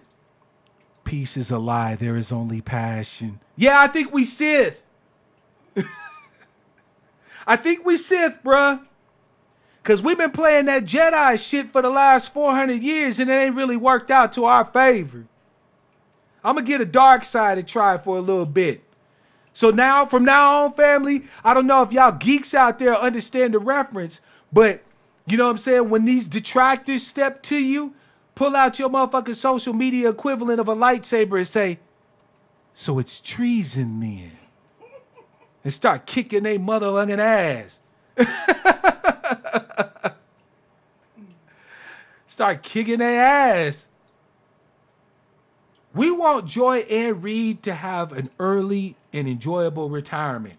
Preferably not in front of a motherfucking camera. Yeah, I love the brother B Miles, man. I be watching his little broadcast. He be going the fuck in. And you know what I love about B Miles, family? B Miles don't give a fuck where he go live from. I caught a video where he was recording it on the bus. That's my man's in them. Oh, and the sister Remy, Mupacalypso, man. The other day we was on some church shit. Seriously, we was listening to some old Chain Gang songs, some of the old songs that our ancestors used to sing to keep the cadence in the fields. Man, I had goosebumps, tears running down my face. Yeah, I know ain't no shame in mine. I cry at least once a week, damn it. Deal with it. Right? So shout out to Sister Mupacalypso, a.k.a. Remy. Check her out. Of course, many of you know about the brother BGS. Man, I'm telling you, y'all think I'm dope. BGS is on some next level shit. Like, I'm trying to get where that brother is as far as erudition, intellect, study. I'm right there behind you, bro. I'm right there behind you. So if anybody else got a channel that you want to have shout out, pop it into the chat. I know, family, the numbers are starting to drop, so that means the haters is leaving. That's all right. We're going to continue to do our thing, and we're going to talk with our brother Jonathan. I'm going to introduce y'all to him a little bit. Jonathan reached out to me via email. You can reach me at blackoutcastmedia@gmail.com. But he reached out to me, and he said he'd like an opportunity to speak on the broadcast, right? And I'm like, oh, that's cool. So he also hit me to the fact that he's currently in Australia, but he's one of our brothers. And he's got some topics that are near and dear to his heart, right? Specifically addressing some of the issues around like security issues, these bots and all this other shit, right? So I'm hoping that we could get him in here sometime soon and let him speak to us on some topics that's going to help us out on some real shit. Wow, CRU. You know BGS is going to get that ass for that, right? You know BGS is going to get that. I'm just saying, CRU, when that one comes, deal with it. Man, Sam Cooke's documentary. Now, I heard about it. I haven't seen it. Tell me about it. What's the name of the documentary? Because I saw it and I meant to watch it, but I just didn't catch it. Oh, that's right. Brother Real's got a channel too as well. That's right. ADOS Politics Sacramento, by the way, family, is one of my Twitter trolls. Dropping straight bombs on Twitter. If you want to talk about smoke, but smoke that's so smooth that it's like a death from 1,000 cuts. ADOS Politics Sacramento is your one right there. That's the one for it. Because they'll cut. Now, ADOS Politics Sacramento, I don't know if you female or male, so I'm trying not to use a gender because I've never seen your face or anything like that. But peace, hostile, adept, welcome to the broadcast. But I've watched ADOS shade some people on Twitter so cold that they done got slashed to a whole bunch of pieces, and then they just sitting there and I'm waiting on the response and it's just silence. And I'm like, damn, ADOS Politics Sacramento got them again. Family, you can find me on Twitter too as well at Black Outcast. Of course, y'all know that I'm on Facebook at Black Outcast Media. Y'all know my big mouth resides here on YouTube. So if you haven't subscribed, make sure you do that. We got them likes up and I appreciate that too. David Johnson said Purple Haze Smoke, right? Give them that song. Thank you, ADOS, brother, ADOS Politics Sacramento. Yeah, you cold, brother. I'm serious. I'll be watching your tweets. I'm like, ooh, watch it. It's crazy. Family, and y'all missing out on a lot of voices there too. Take your time, Jonathan. By the way, we chilling, right? Star, welcome to the broadcast. Yeah, we've got y'all missing out on some treats. Dr. Kevin Cosby, I follow him on Twitter. He be delivering the smoke. Bishop Talbert Swan, I'm telling you, every one of his tweets is pure fire. Not fire, fire. Like people run off of Twitter rubbing their ass like, woo! Right? Because he be giving them that smoke. Brother Otis, right? And those of you who watch Yvette Carnell's Breaking Brown broadcast Mondays and Wednesdays, I'm finally following Brother Otis on Twitter. I'm telling you, as deep as his calls be, y'all missing out. Fire. Unsucking one, holla at me. How you be? By the way, family, Jonathan's nearly got his thing set up. He just let me know that he's downloaded the app and all of that. Wait a minute, my man Otis up in here, right? Oh, that's another one. Golden Jaguar Media, our brother Otis, brother up here where I'm at in Seattle. Dope ass brother. Go ahead and find his channel and shoot him some subs. Shoot him some love. He works for a food bank, delivering food to people all day long. You know what I'm saying? Making sure that the community eats. He's a solid, dope, righteous brother. Professor Black. Professor Black. Oh man, that dude. Woo! Professor Black Truth. Hails to the air. See, family. We have so many advocates. Sure, each of them emphasize different things, right? I did see earlier this week some people trying to throw some wedges between Yvette and Tariq, because Yvette said something that was a little harsh about Frances Cress Welsing. As y'all all well know, if you look at any of my work on my old channel, when she died, I actually, did a little thing in honor and respect of her. I love Frances Cress Welsing, right? Did I think Yvette was right what she said about Frances Cress Welsing? No. Will it mean that I will stop working with Yvette and for Yvette because she said it? No.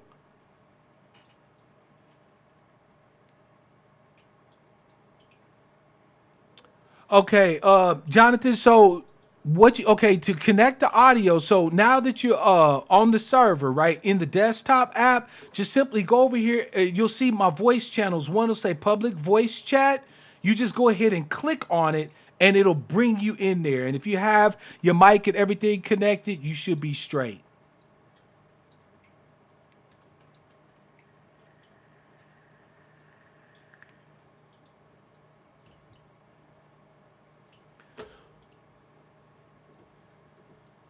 Yeah, family. I just want to say, man, that I appreciate y'all. I can't get enough of the activity that we're doing right now. The unification. You see what I'm saying? That's the thing that's got everybody shook. Man, I'm meeting people from literally all across the country every single day. Every single day. New brothers and sisters. Every single day.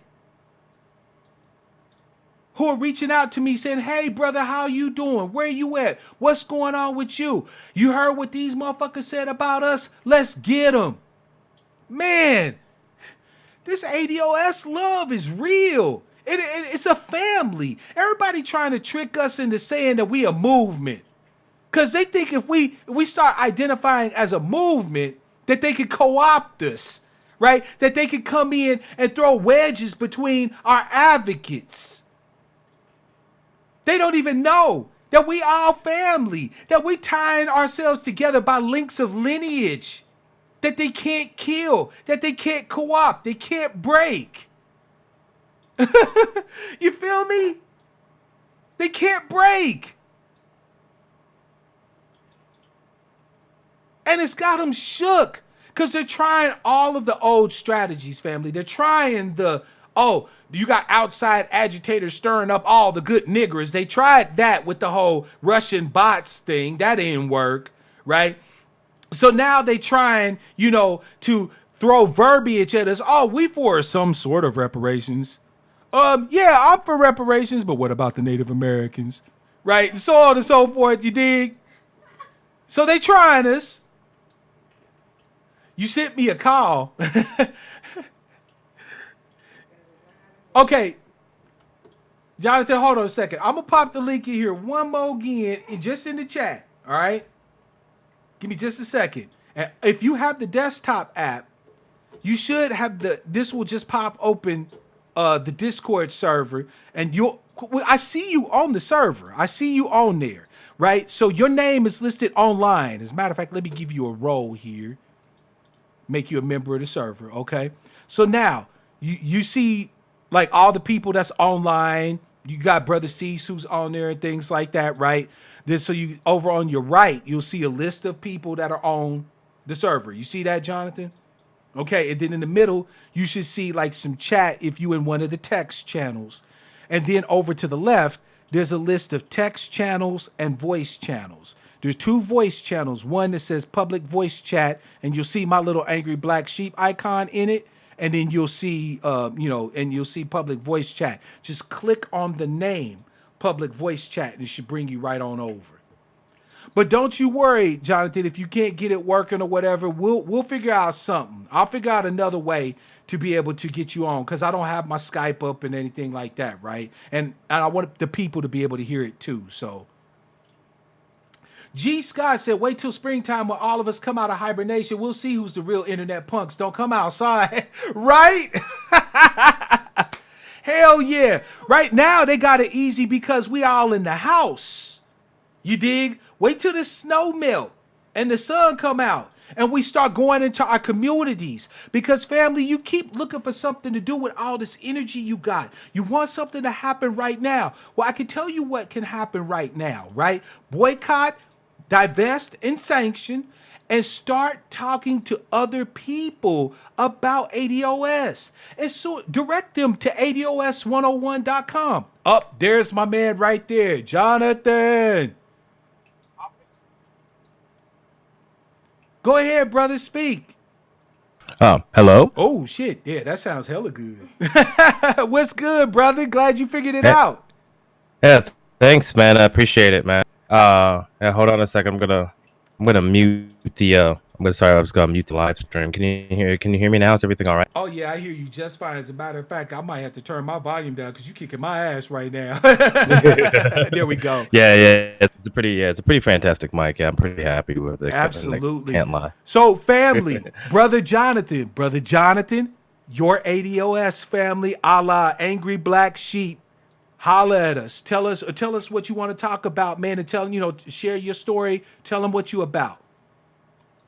Yeah, thanks, man. Well, first, I just want to say thank you so much for allowing me onto the platform and just sharing a few minutes with me to talk about other aspects about like what's going on, man. I really appreciate it. I just want to say thanks first off. But my pleasure, man.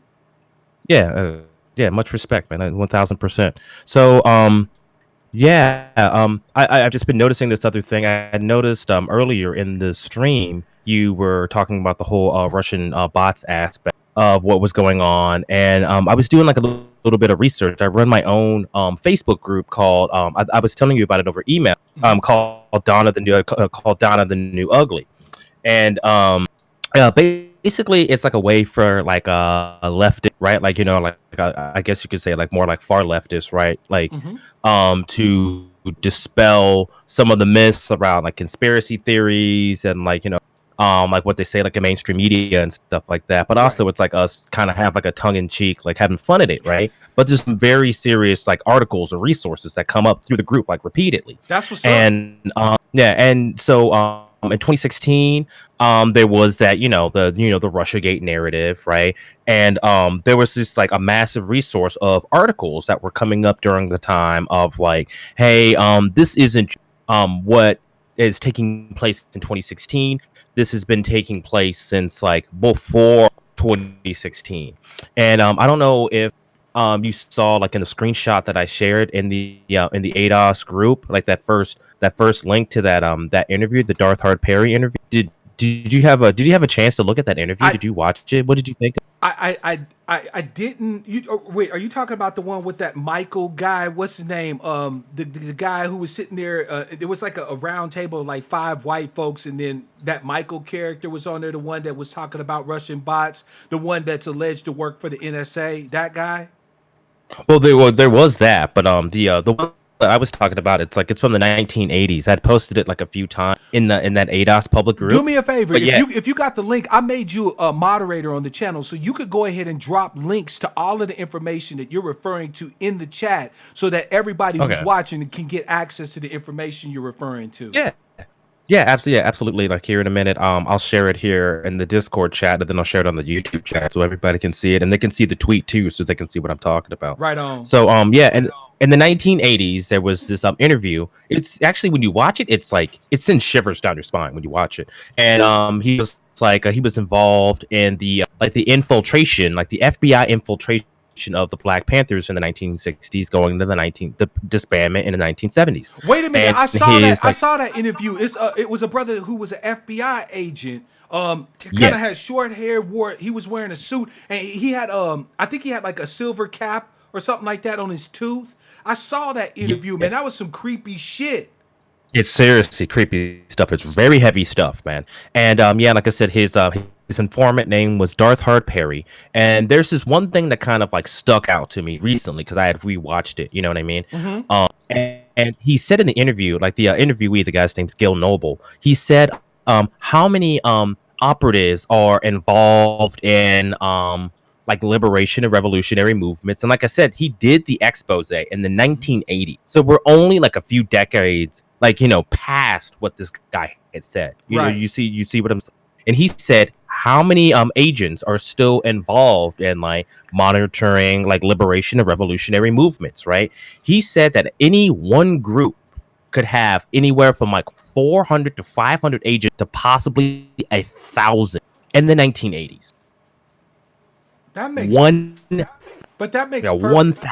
That makes perfect sense though, Jonathan. And I mean, look, first of all, by the way, people are asking in the chat about the Facebook group too. So make sure to share the link to that if you want us to come and join you and get that information and so on and so forth. But absolutely, 100%. The thing is that there's been intimations of people like Al Sharpton having worked for the feds and shit and so on and so forth, right? So, I mean, in point of fact, family, what Brother Jonathan is saying makes perfect sense. They have always tried to attack any effort that we have made to push for transformation in the United States. Go ahead, Brother Jonathan. What else go ahead and drop some more.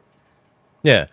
Yeah, so like I was saying, yeah, I mean like 1,000 people, you know what I'm saying, like involved in these sort of things. It's a pretty hefty number, and I seriously doubt that groups like the FBI, NSA, like you were saying, in that other interview, like they would divest the money that would be associated with a group like that. You know, if anything, we're probably dealing with double to triple the amount of numbers, and that's why the Russian bot narrative and this, basically what I'm saying is it's farther than Joyanne Reed, it's farther than Angela Rye, and some of the people that are like not just like our quote unquote like haters, but it's like infiltration comes at this other if you understand what I'm saying. Yeah, so like some of our people that are like that are within our groups, right? They've been like watching people and have been like influencing people like Antonio, like Yvette, you know what I'm saying? You can never really tell. So some of the people, especially like, this is so funny because I was saying to this to my girlfriend, where it's like you see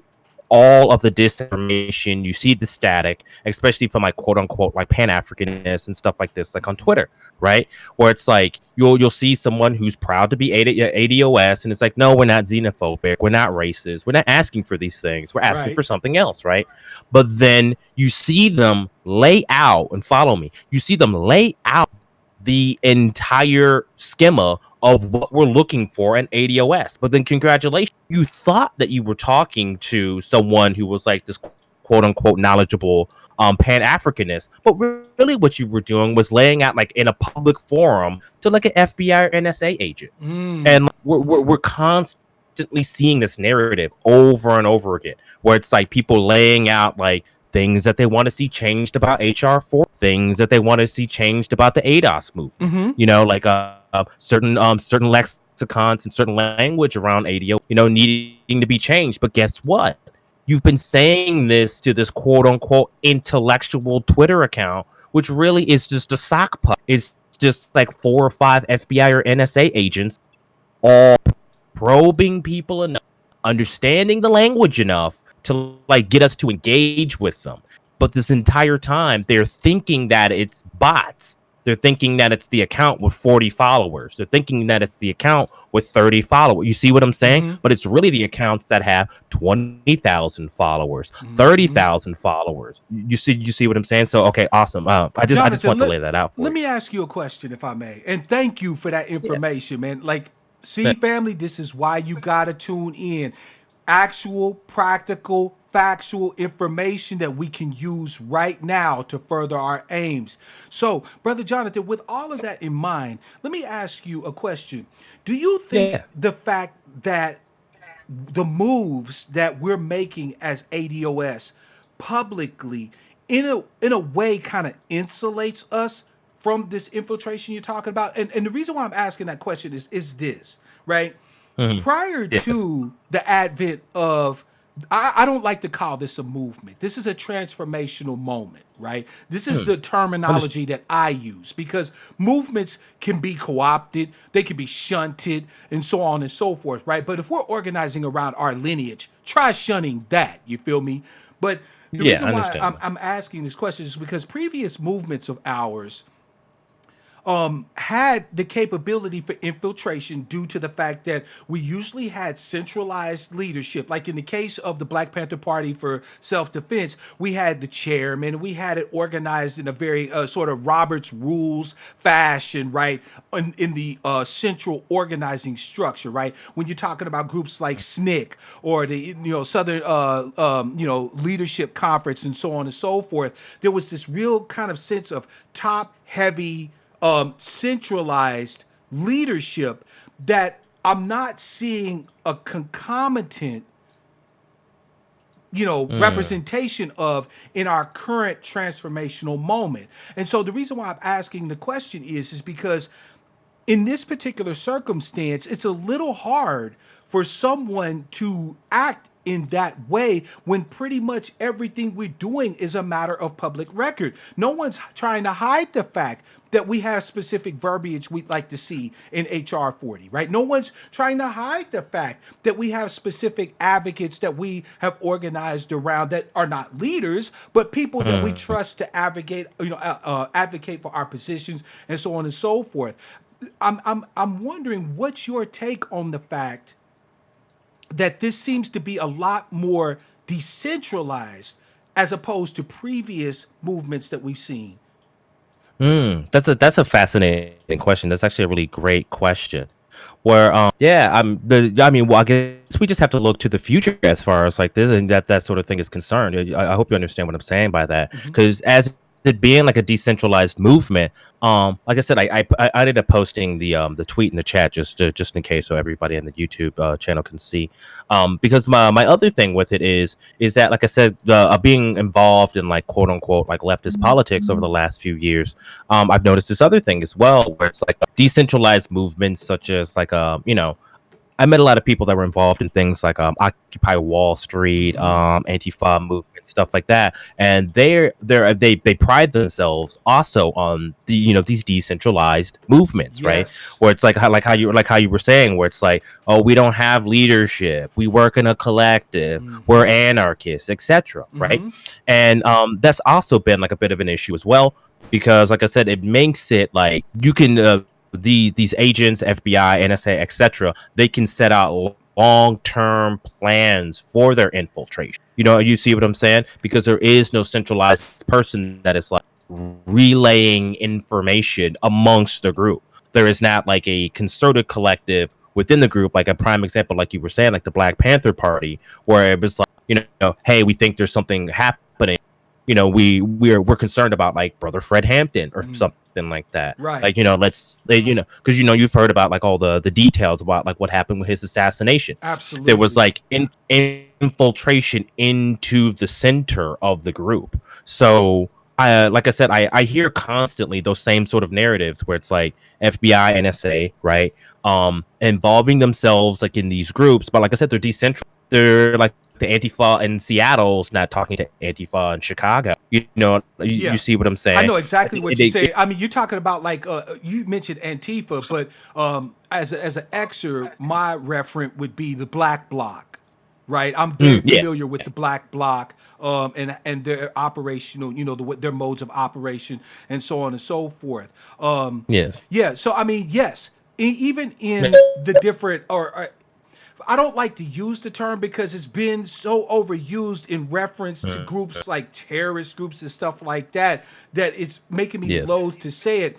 But that cellular structure does make it a lot more difficult, not impossible, but a lot more difficult to actually produce an active, because in those particular circumstances, so with my connections with the Black Bloc and groups like that, what I have found is that as opposed to necessarily infiltration, they've used more of the strategy of the agence provocateur, right? So in other words, rather than infiltrating to try to gain information because they know that that information is likely to be compartmentalized, what they've done is instead they've acted as the loyal, kind of patsy, the foil to get these people to commit to some sort of illegality or some sort of act that would then allow them to fall under the purview of the justice system, and thus acting as an agent provocateur have been able to cause the downfall of some of these cell groups.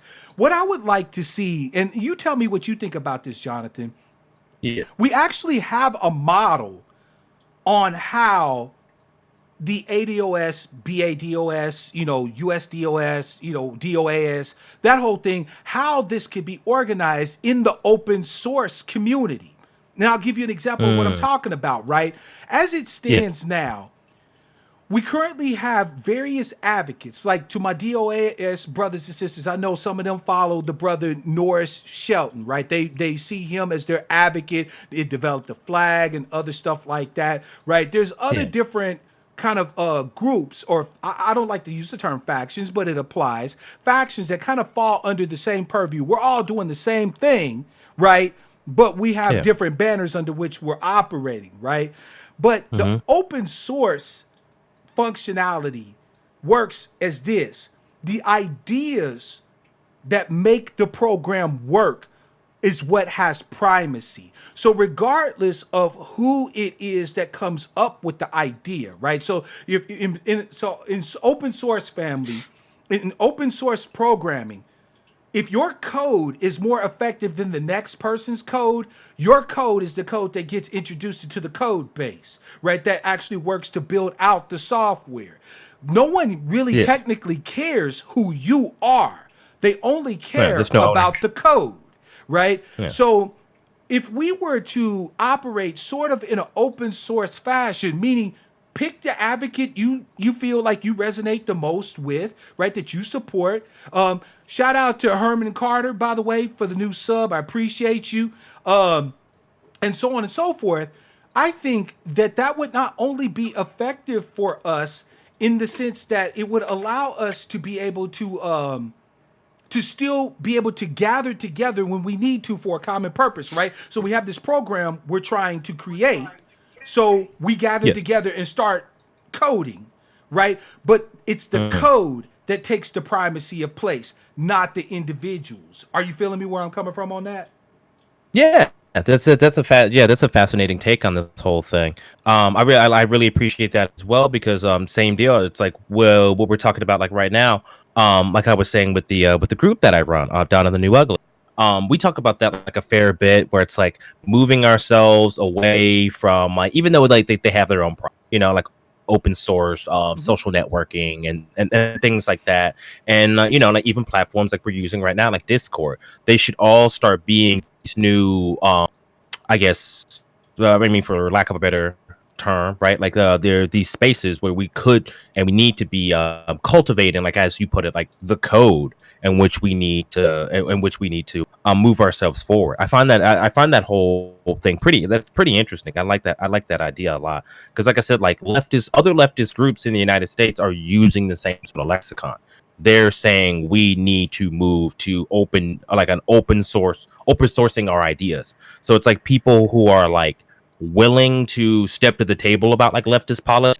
Mm-hmm. They don't want to have like they're still stuck like you were saying we're still stuck in mainstream media. We're still stuck in fighting the Joyanne Reeds and Angela Rye's and like Al Sharptons of the world Yeah. when we really should be cultivating our code. So I really like that analogy. That's actually pretty. You know, I often I have insomnia, as my viewership knows, right? So I'm often up at night, and and what's interesting to me is I spend a lot of time just sort of brainstorming, right? And family, I want to ask that sometime this week, right? Rather than trying to smash a detractor, okay, looking to give somebody some smoke and shade, I want you to take 2 hours this week and come up with an idea that will benefit all ADOS people. And look, when you're brainstorming, nothing is impossible, okay? I don't care how crazy the idea might sound, how improbable it may feel to you, and so on and so forth, right? I want you to spend at least a couple of hours this week brainstorming over ideas that will be beneficial to us as a collective, right? And I'm not talking about just politics. Right now, because this push that we're needing, that we're making, right, this transformational moment that we're operating in is primarily in the political and economic sphere, doesn't mean that there aren't other areas of people activity or human activity in which we need to operate as a collective. One thing that would be a travesty, in my opinion, Jonathan, and you tell me what you think about this, but one thing that would be a travesty, in my opinion, is if we were successful in our political push to gain the assets and resources that we need to operate effectively as Americans, and then we just simply scatter like roaches. Mm-hmm. Yeah, I that's really interesting. Again, that you bring that up because I think about that a lot, which is funny because like you know what I'm saying, like because I was telling you before, because now I live in Sydney, Australia. I ended up moving here in 2017. So a lot of people here, they just, you know what I'm saying, they don't have a cultural reference for a lot of things. Like I hate to say it, but like I do spend like a fair bit of time like educating people on stuff like this, but I also use like the advent of like humor. So like prime example, like I was like showing my girlfriend. I'm sure you remember this, that Dave Chappelle clip where it was like it's like 2001 reparations or something like that. Yeah, I remember that. Do you remember this skit? Yeah, yeah. You know what I mean? But like ostensibly, like what you had just described is kind of like what the underlying notions were in that skit, where it's like everybody lined up at the local checking cash liquor store, and then everybody just goes back to their homes and they buy cool cigarettes, or they like, you know what I'm saying? They spend it on dice games, etc. Even though we're trying to move away from those stereotypes, Mm-hmm. that's still a big problem of us. Just like you were saying earlier in the stream, where it's like we need to move past, oh, cut me my check and let's run. Yeah. You know what I mean? Where it's like indigenous Americans, they don't go cut me my check and just run. They look at the land underneath their feet and they go, okay, well, what can we do with this now? Exactly. Because it's ours. Exactly. Yeah. See, so family, the last thing that I would encourage you to do is to lose this hard-earned, and trust me, it will be hard-earned unity that we are gaining, right? Don't let this political push be the end of what we do together as American descendants of slaves, right? That is all I'm saying, and because there's so much more. Now, Jonathan, on the subject that we were talking about previously, there was one other thing I wanted to ask you about, because Yes. another thing that I just in my reflections of history, right? Looking at the previous movements we had before, a lot of them were nationalist based, right? Whereas ADOS is not about nationalism. We're not looking, or at least, the advocates that I, kind of align with, right, which would be Antonio Moore and Yvette Carnell. We're not necessarily arguing reparations, repair, remediation from a nationalist point of view with a mind to basically separate from the United States. Do you think that part of the means by which they were able to infiltrate and ultimately co-opt these movements was because of the fact that they were trying to operate in a nationalistic sphere without the nationalistic infrastructure, without logistics, transportation, medicine, and so on and so forth? And if so, how is it that you feel that we could continue to retain our unity as ADOS beyond the political sphere and the economic sphere? That's a that's an interesting question. That's a fantastic question because, like you said earlier, that I mean that's one of the major pratfalls, pardon me, of black nationalism. It's like you said, there was no infrastructure to begin. Like early on into like Reconstruction, like how you were saying, debt peonage and stuff like that. We were having like whole cities burned down. You know what I'm saying? Repeatedly for decades and decades. So we're stuck at a place where it's like, again, I hate to use the example of like indigeneity, but we're stuck at this space where we don't even have those sort of infrastructures to begin with. We don't even have the land to look down at our feet and go, you know what, this is where I will start my railroad company. This is where I will start my utility company. So we're definitely at like this space where things like that actually need to be looked at like serious. And maybe I don't know. That is a really complicated question because it's like, how do you move outside of the platfalls of nationalism? I hope you understand what I'm saying. Yeah, Like, because that, yeah, mhm. yeah, like how because we would still have to look to the United States government, and then again, you know what I mean? It's like, what do we, like you were saying earlier about like a boycott, divestment, and sanction movement? Like I was looking at this a little bit ago. I was like just refreshing myself on some of the aspects of BDS, and I was just looking at some of the companies that we would have to step away from. You know what I mean? Like it goes from stuff as like simple as like American Airlines. We all know American Airlines has problems, but it's like, yo, that would also mean that we would have to get a company together that would be, hey, we have to contact NORAD. We have to start getting like flights together and like moving our people around the country Yeah. safely because we can't trust. Because once like reparations were to come, because it's a lot of money. I hope people really understand that aspect. 14 trillion is not like a laughing matter. No, No it's one will not. be happy with. No one will be happy with us. You know what I mean? So again, like I said, it's like American Airlines. We have to start our own and like have conversations with groups like NORAD to fly our people around. Jonathan, another Safe. another aspect that I would like the family to consider as well as you and I is that Mm, part of the reason why it is definitely necessary for us to maintain our unity even beyond the success mm, of our initial push for remediation, right, for regaining mm, our due, is because of legacy aspects of ADOS, right? As it currently mm, stands, I don't think that America, the powers that be, would necessarily have a problem with cutting us just checks. And I'll explain why I say no. that. The reason why Yeah, is no, they would because have no they problem. know that if they were to cut us checks, but we still had a lack of access to actual assets. We're talking a land base. We're talking resources and so on and so forth.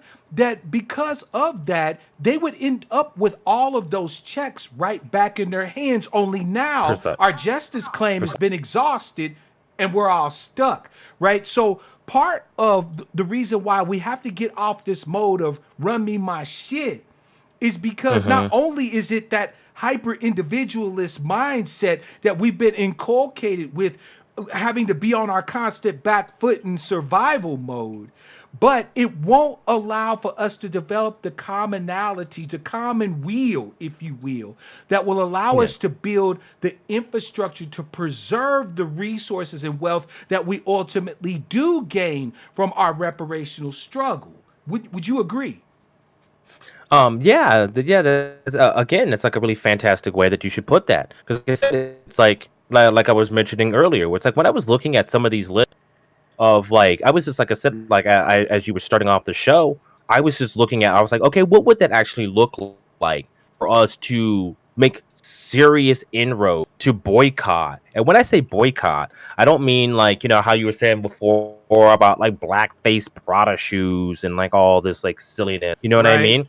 Where it's like, it was like, what would it look like for us to like, could you imagine like where you live now, walking to an international airport, and it's like every face from when you enter like the ticket booth to like when you get on your flight is black. You know what I mean? And Mm-hmm. when I say black, I don't mean like there's a Zimbabwean and a you know what I No, mean? I know You know what exactly I'm saying? what you Not to, mean. not You to, mean but us. they're black American face. You know what I mean? Yes. We're also talking like black American engineers developing new planes for us. We're talking like them developing runway. We're talking about them like you said, where it's like we're so stuck on this back foot, and like you said, like they would very easily cut us these checks. Where it's like, even though 14 trillion is a massive amount, like the military industrial complex in the United States spends upwards to, I think now it's like $21 trillion a year or something like that. It's pretty The money is insane. there. Yeah. It's wild when you really think about it. Well, it's like where I'm from. Like I grew up like in Dayton, Ohio. I'm not sure if you guys know about this about Dayton, Ohio. It's like one of the biggest U.S. like active U.S. Air Force bases is there. It's right, Patterson Air Force Base. Mm-hmm. And so like same deal. Like last summer I was there because I was saying like I live in Australia, but like every few months I have to come back to to reset my visa. Like Mm-hmm. as like Yvette always says, when she's talking about citizenship, I am still American citizen even though I'm choosing to live an expat life. Like I still have this passport to citizenship tie to the United States. Yes. So as I was home, right? Like I said, it's like the airfield, like the airspace above my mother's home is owned by Wright Patterson Air Force Base. I'm gonna say that one more time. The air above your home is owned by like Raytheon and Bay, and like you I hope you follow what I'm saying. It's like Oh, most when we look, definitely. like when we look to the skies, we don't ever think about that sort of, you know what I mean? Where it's like, like I said, American Airlines is paying, you know what I'm saying, like a lobby and group in order for them to cruise those airplanes around in the sky. We're not even to the steps of creating something like that. You know what I'm saying? Like Absolutely. creating like an infrastructure that embedded into like the fabric of the United States. And like as I was like standing in my mother's front yard watching like F-16s and F-18s just do loop de loops in the fucking sky and just like, Right. you know what I mean? I'm like Jesus Christ. I'm not saying that we need to get like war machines or something like that. You know what I mean? But it's like I was just like, my God, just to have the permission, the access, and the ability to do something like that But is see, Jonathan, something that I don't think we think of. Yeah, I that don't think we think no, of. that you're spot on, and that to me, because I will admit to having been a proponent of black nationalism for ADOS Mm, prior to my mm, understanding and doing my work, my advocacy for ADOS.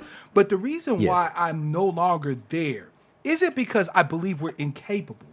I believe that for us currently as ADOS, right? Because I truly believe that reparations is coming within probably the next 10 years. This is going to happen. Make no mistake about Absolutely. it. This debt is going to be paid.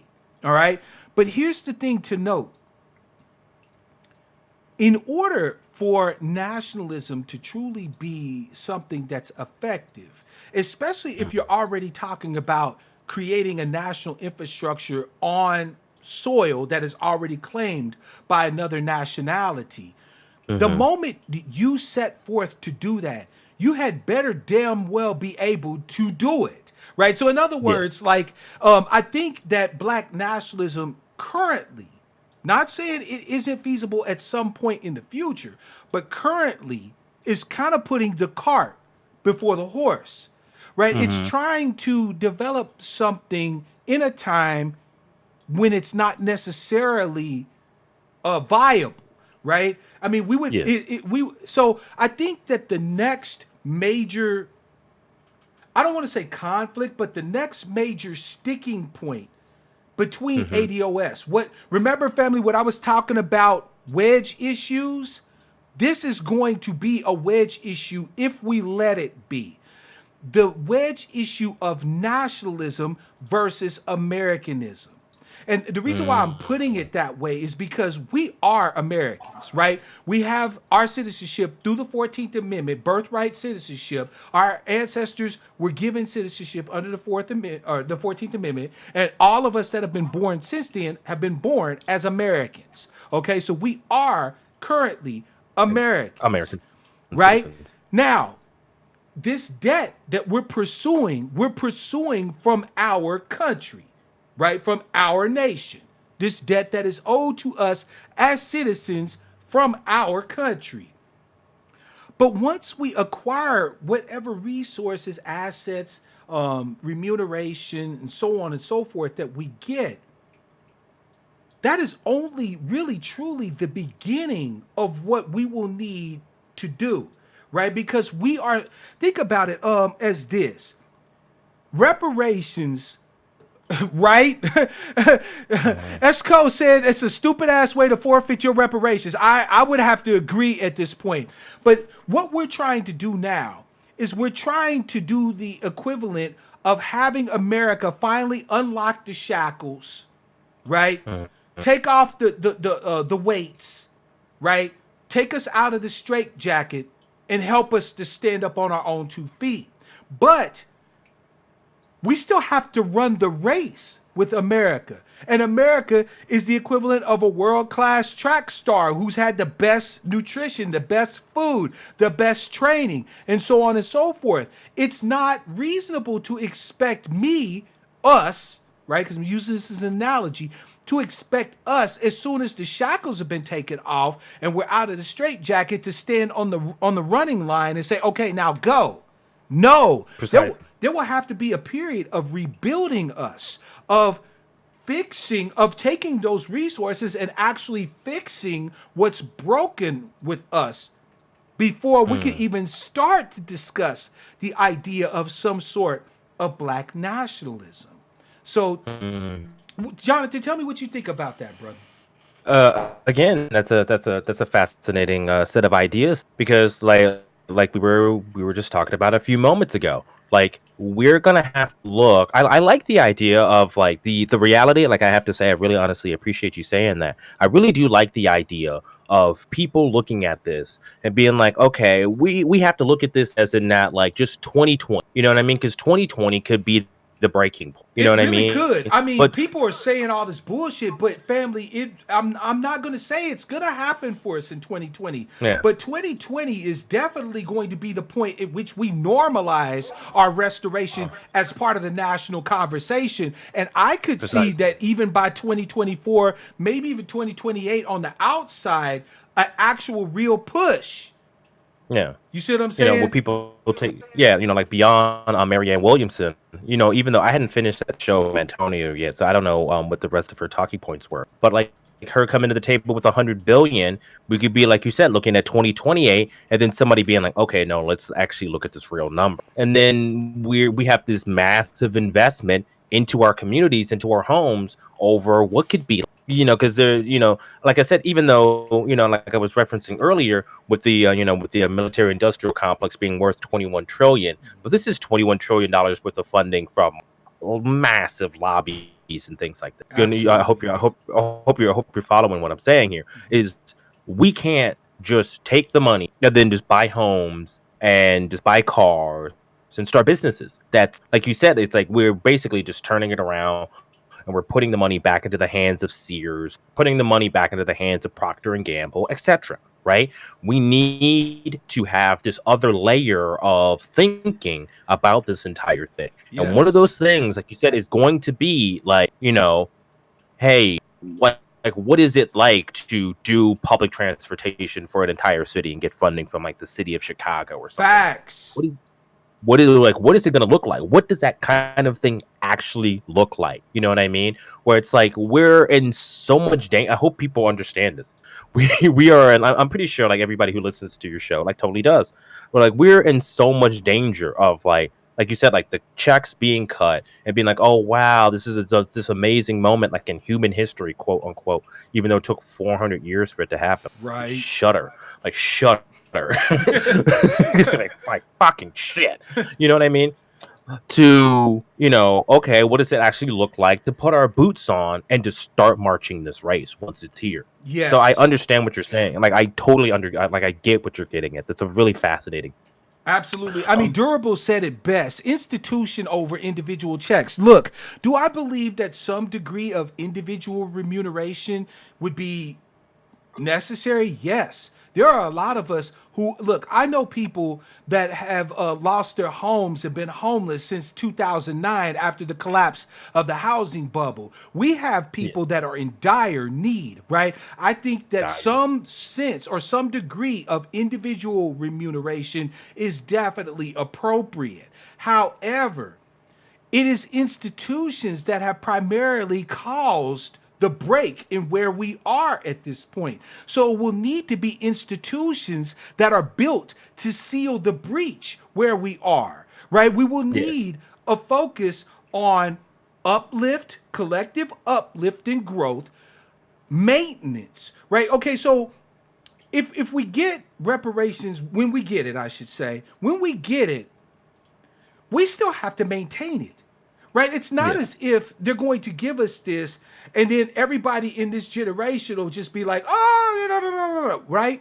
No, Mhm. we still have 2 generations, 5 generations, 10 generations to think of from the moment that this occurs. So, whatever Yes, it is that we ultimately receive as our reparational package, right? Our restorative healing package, that those resources literally will have to be in some way resources that we use to do that bootstrapping that they always tell us to do, to lift yes, ourselves up and be able to sustain generations of growth. We need to focus at that point. Once we get the healing resources and we start the healing process, we need to then start thinking legacy, long term, right? yes, Which is not something we're precisely. very much used to doing, but it's something that is going to have to be key in our education on this matter. Shout out to Zulu. Welcome to the broadcast. Yeah. So, brother, I'm gonna be shutting it down here pretty soon. But first of all, I want to say thank you for your time for coming on the broadcast. Family, my email, blackoutcastmedia at gmail. Any one of you who has a topic that you think warrants further discussion, you have something that you specialize in that you want to share with the family, this is not my channel. My name's not even on the marquee. Okay, right? This is Black Outcast Media. This is for all us angry black sheep, ADOS folk to get together and chop it up. Make sure you reach out to me. Before I wrap this up, Jonathan, I want to ask you, first of all, what what drove you to Australia? Right, you're an expat. Tell me a little bit Yeah. about you. What had you, how'd you make that move, that transition? Oh man. Oh wow. Like that. That's. I'll try to keep it as brief as possible. But that's. I really appreciate you bringing that up. Well, first off, man, like I want to say shout outs to you, Mark. Thank you so much for bringing me onto the show. Apologies about the audio issues and No, stuff like that. But don't worry again, about it. everybody that's on this.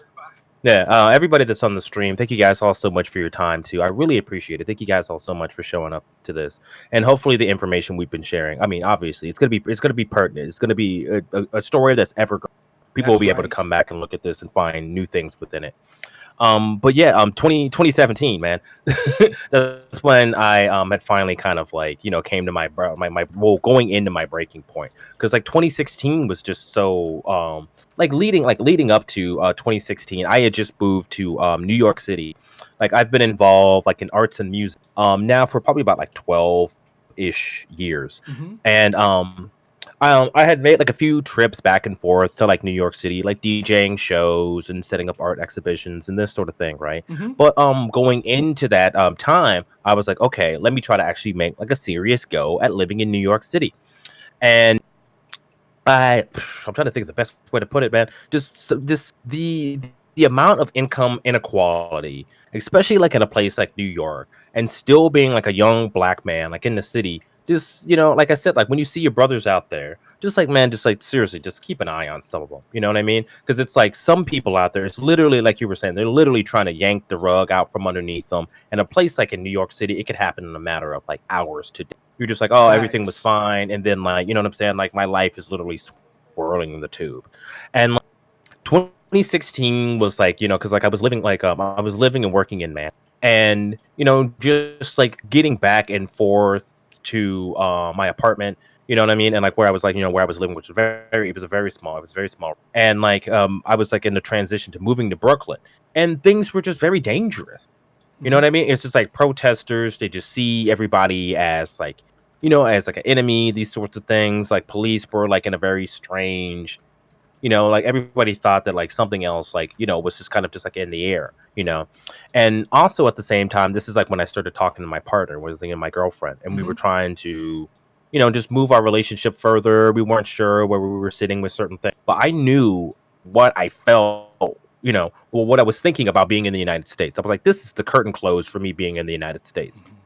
To be a black man in America, it's just like, if I have the opportunity, I can save my pennies and go, well, fuck it. I just need to see something else in the world, because seeing this over and over again, it's not good for my mental health. And then like just the amount of time spent working in a place like New York, and then just like walking around my Brooklyn neighborhood and just being like, man, do I have to count these brothers and sisters? And then like in the morning be like, oh, hey, where's that homeless guy that sits on the corner? Where did he go? Did the cops come? Where's that guy that like sweeps up for the penny? Did they take him? Did he go? It was not making me feel mentally well as well. So I was just like, man, I need a bigger break from the, and I was like, well, let me try expat life. Maybe that'll change my change the way that I see things, to change the way that I see the world. But like, even with me separating myself from my quote unquote, like, my expat, like, like my United States you still can't really separate it. Facts. And that was like one of the things that like really pushed me towards ADOS. And, like I said, just like, just trying to see what other people were saying. That's how I found Yvette's show. That's how I found Antonio's show. But I will say this, because there's like there's like an African community here in Australia. There's like a lot of Sudanese people, Ethiopians, etc. Right? And it breaks my heart to say this, man. I say this now. It breaks my heart to say, but it's like, I'm so used to being around us with our lineage. Right. Like I said, where it's like walking around like in a Brooklyn neighborhood, and you're like, oh, hey, what's up, brother? Hey, man. Hey, how you doing this morning, man? Hey, yeah, bro. Hey, man, late to work, man. Fucking hell. You know what I'm saying? And it's like being around us and our camaraderie, where it's like here in Australia, I say this to my girlfriend all the time. I'm so used to seeing another black face and being like, oh, brother and sister, oh yeah, our expat life. Let's at least, share a few moments of it, or like something like that, like on the street. And it's like, I hate to say this is gonna sound like, oh, I'm just gonna go for it. Fuck it.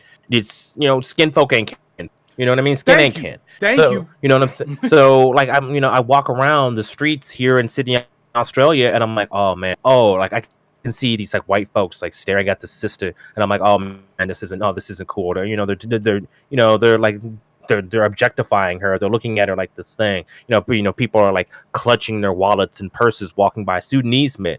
And then like I see the brothers, and I'm like, hey man, how's it going? And they look at me like I'm a complete stranger. Like it's like their own problems, and it's like my own problems, and they don't coincide. And it kind of broke thinking that like there was just going to be this other thing like around it. And then again, I've even visited Africa, because like my girlfriend, she works in public health, and I got really I had the blessing of like visiting I'm not sure if you ever heard of the country Malawi. Yes, I'm familiar with Malawi. Yeah. Oh my god, man. Oh my god. Yo, like, again, like we were saying before about like boycotting, of certain movements, where it's, are we looking towards like, like I said, like these international movements, like in a greater, and like through her work, like in public health, I've come to realize some other aspects about things that we're gonna have to like get prepared for. Yeah, you know what I'm saying? But yeah, like same deal. I get to visit Malawi, and as great and as wonderful and as eye-opening as that was about like finally setting foot like on the continent, there was like, we saw each other as black people, but we did not see each other as like a lineage together. You know what I mean? There was like, like we were trying to bridge it as much as we possibly could, like as our time together. You know what I mean? Where it's like, oh, hey, this Western voice, this Western Western person, he understands my struggles and strife. Maybe he can connect with me on like what's going on. But it's like what I fight here in Malawi, I've been fighting it since, and what he fights in America, he's been fighting it since birth. And it's like it was understood in what was going on. There was like a solidarity amongst us because of that. Yeah, But absolutely. here at another Western country, Antonio and Yvette are 100% right. When you come here, you're dealing with the best of the best. Like Australia is an international nation. You know what I Yep. mean? The best of the best is down here. So it's like when you walk around the streets of Chicago, when you walk around the streets of Houston, when you walk around the streets of LA, and you're like, oh, these Zimbabweans, these Sudanese, these like people are coming. Nah, man, they're the top tier of Yeah, the top tier walking they're the around. cream from where they come from, right? Which Yeah, is exactly why Yvette and Tone talk about the disingenuousness of comparing us, the descendants of to slaves them. who have been kept as a bottom caste, right? And trying to use them to speak for our issues and what's going on with us. They leave the poverty back at home in Malawi or Zimbabwe Hmm. or Nigeria, whatever. When they come here, they bring their intellect. They sometimes bring intellectual property. Think about it. You know what? Shout out to O'Shea because he did a broadcast addressing this exact thing. They come here and they try to tell us. By the way, shout out to Officer Faulkner. Woo! Right? But they come here and they try to tell us, look, I came here broke with nothing. And now look at me. Well, no, you came here sometimes from a country when you were a civil engineer. You were a doctor where you're from. You were a lawyer, right? Where you could come Hmm. here and even if your accreditation isn't accepted here, you could get scholarships to go to medical school so you don't necessarily have to worry about the hundreds of thousands of dollars of debt that I might have to pay to take my black ass to medical school. And since you've already been to medical school, you'll ace it, come out top of your class, and be the cream of the crop in the next graduating class, getting the choice of jobs everywhere. You don't leave your mental capabilities behind. You don't leave Yeah. your training behind. You bring that with you, and it gives you an advantage over a disadvantaged, intentionally kept down set of the American population. So yes, Monty, they are disingenuous when they say they come here broke because they can come here without any money, right? They could come here with Yes. no money. But as long as they have the mental wherewithal, they have some skill, some trade. Maybe they have connections to create an import export setup, or they come here as a professional of some sort. They don't leave Yes. that back in their home country. So we get the No. best of what these other countries have to come here to compete against the worst that this country has, and then they try to use them as a damn yardstick to classify and justify what we should have and what we should be. It's complete. It's comparing apples and kumquats. Yes. Yeah, precisely. Like I said, precisely. Like once the whole thing, that whole scenario kind of like laid at my feet. I was just like, my God, like what is there's so many different intricacies of like this problem that we truly need to address. That was like one of my first things, and I was like, well, man, I guess one of the first things I got to do is like, you know what I'm saying, like reconcile my lineage. Like I was like that, and that was my first step into it, and then, you know what I mean, like from there, that's like kind of like where I'm at with it. So Jonathan, let me ask you yeah, a question. yeah, fire away. We get our due. You coming home?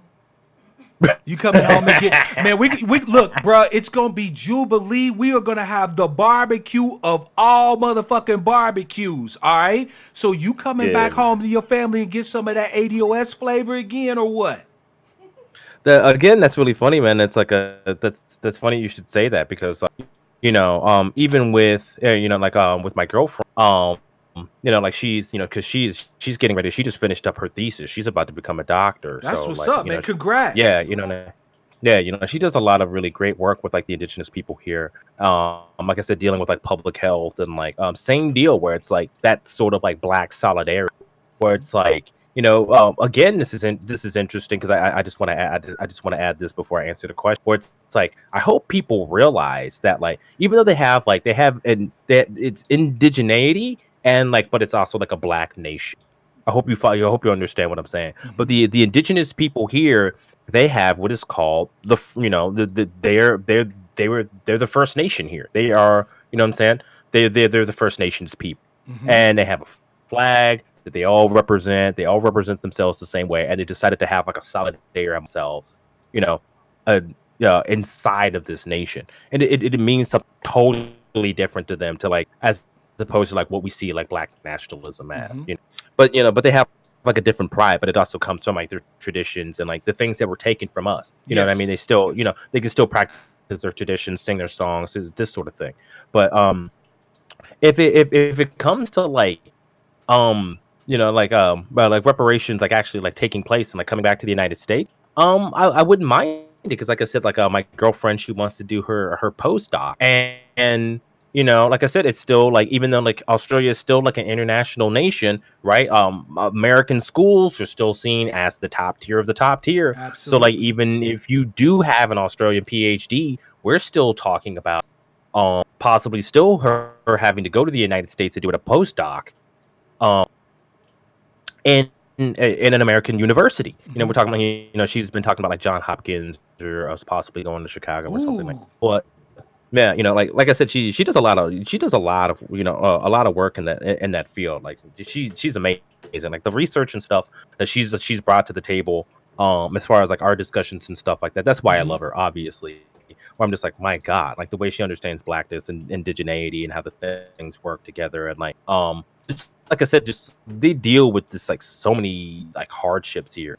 It's just baffling. So it's like as soon as we started like our relationship and I started sharing those things with her, she was like, "Yeah, I understand all these. And I know exactly where they come from."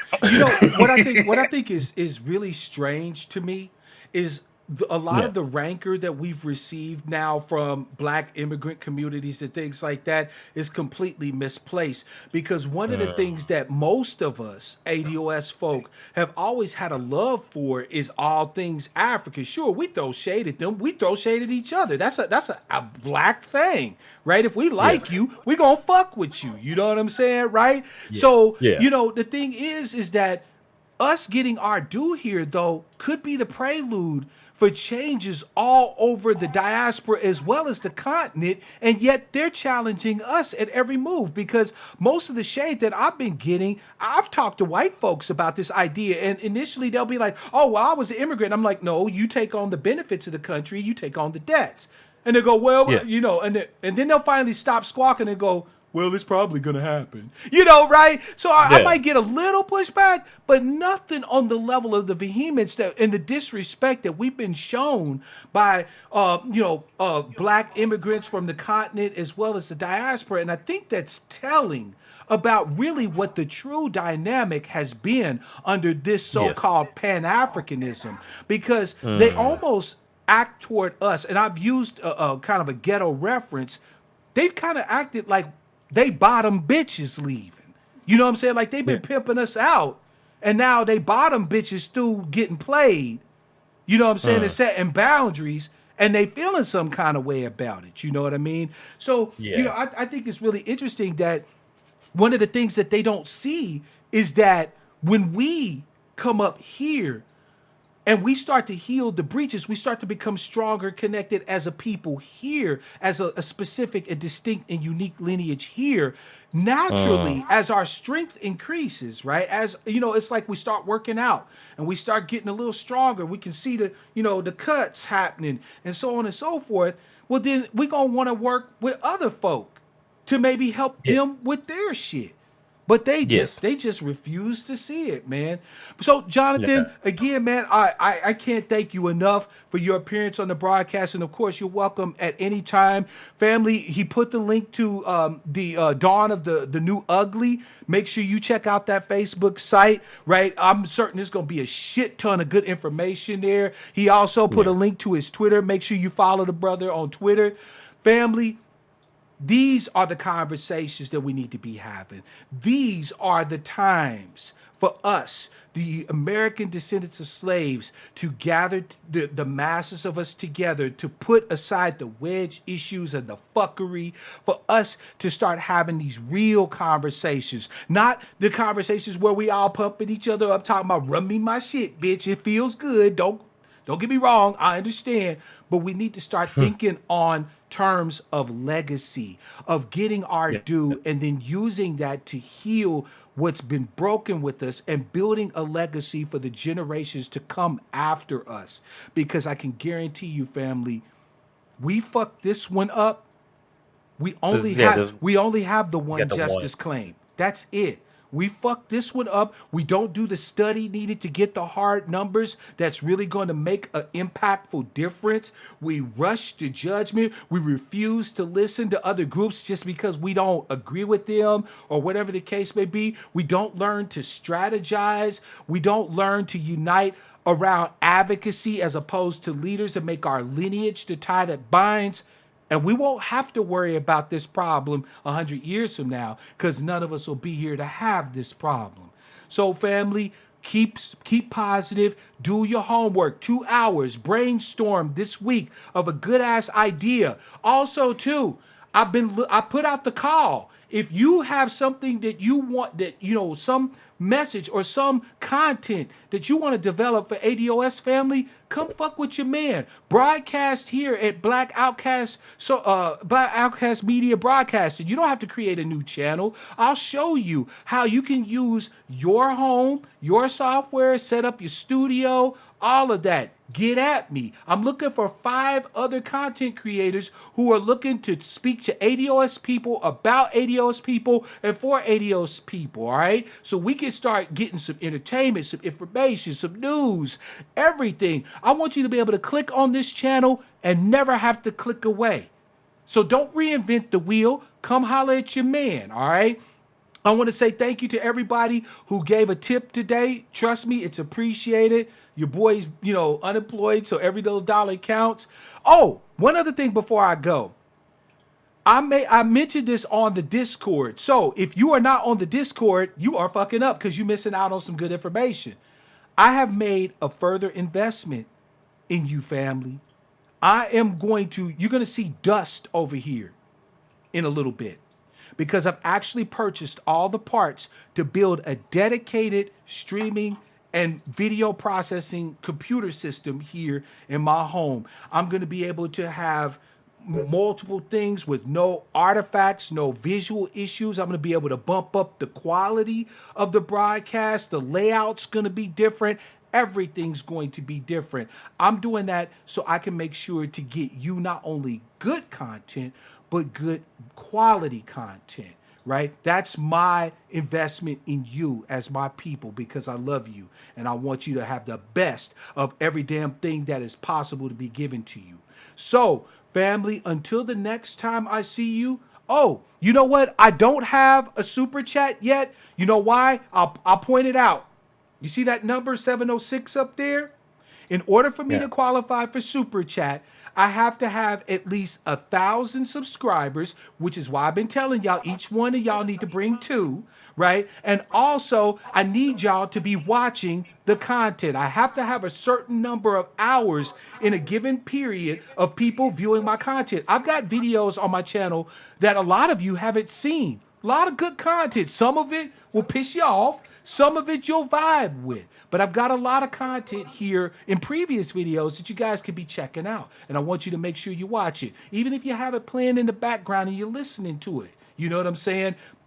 Help me get those numbers up, and I will help you with better content, more information, more special guests, like our expat brother here, Jonathan, who I'm hella glad to know and to have met, right? Family, let's do it. I can't do it by myself. Y'all help. Get that 706 up to over 1,000, right? Get that view time in. A lot of good information there for you. And we can make a lot of great things happen. So, family, thank you for that question. I appreciate it. The links to donate after the broadcast when you're watching the re-up is going to be in the description field. There's also some documents there that I wanted to mention briefly. I have an attachment to the PDF report by Antonio Moore, Dr. Darity at Alia, discussing ways things we get wrong about the racial wealth gap. That's definitely information you need to read. I also have a report, the copy of the Moynihan report, discussing how the role of the black family and diminishment of the black family has gone, along with the taking of our wealth to put us where we are today. And I also have some other information there too as well. All of it is absolutely free. Make sure to hit that thumbs up. If you a hater, hit the hater button. You see two of them bitches already did it, right? And until the next time I talk to you, family, mwah, love, peace, prosperity, and power. Real power to our people.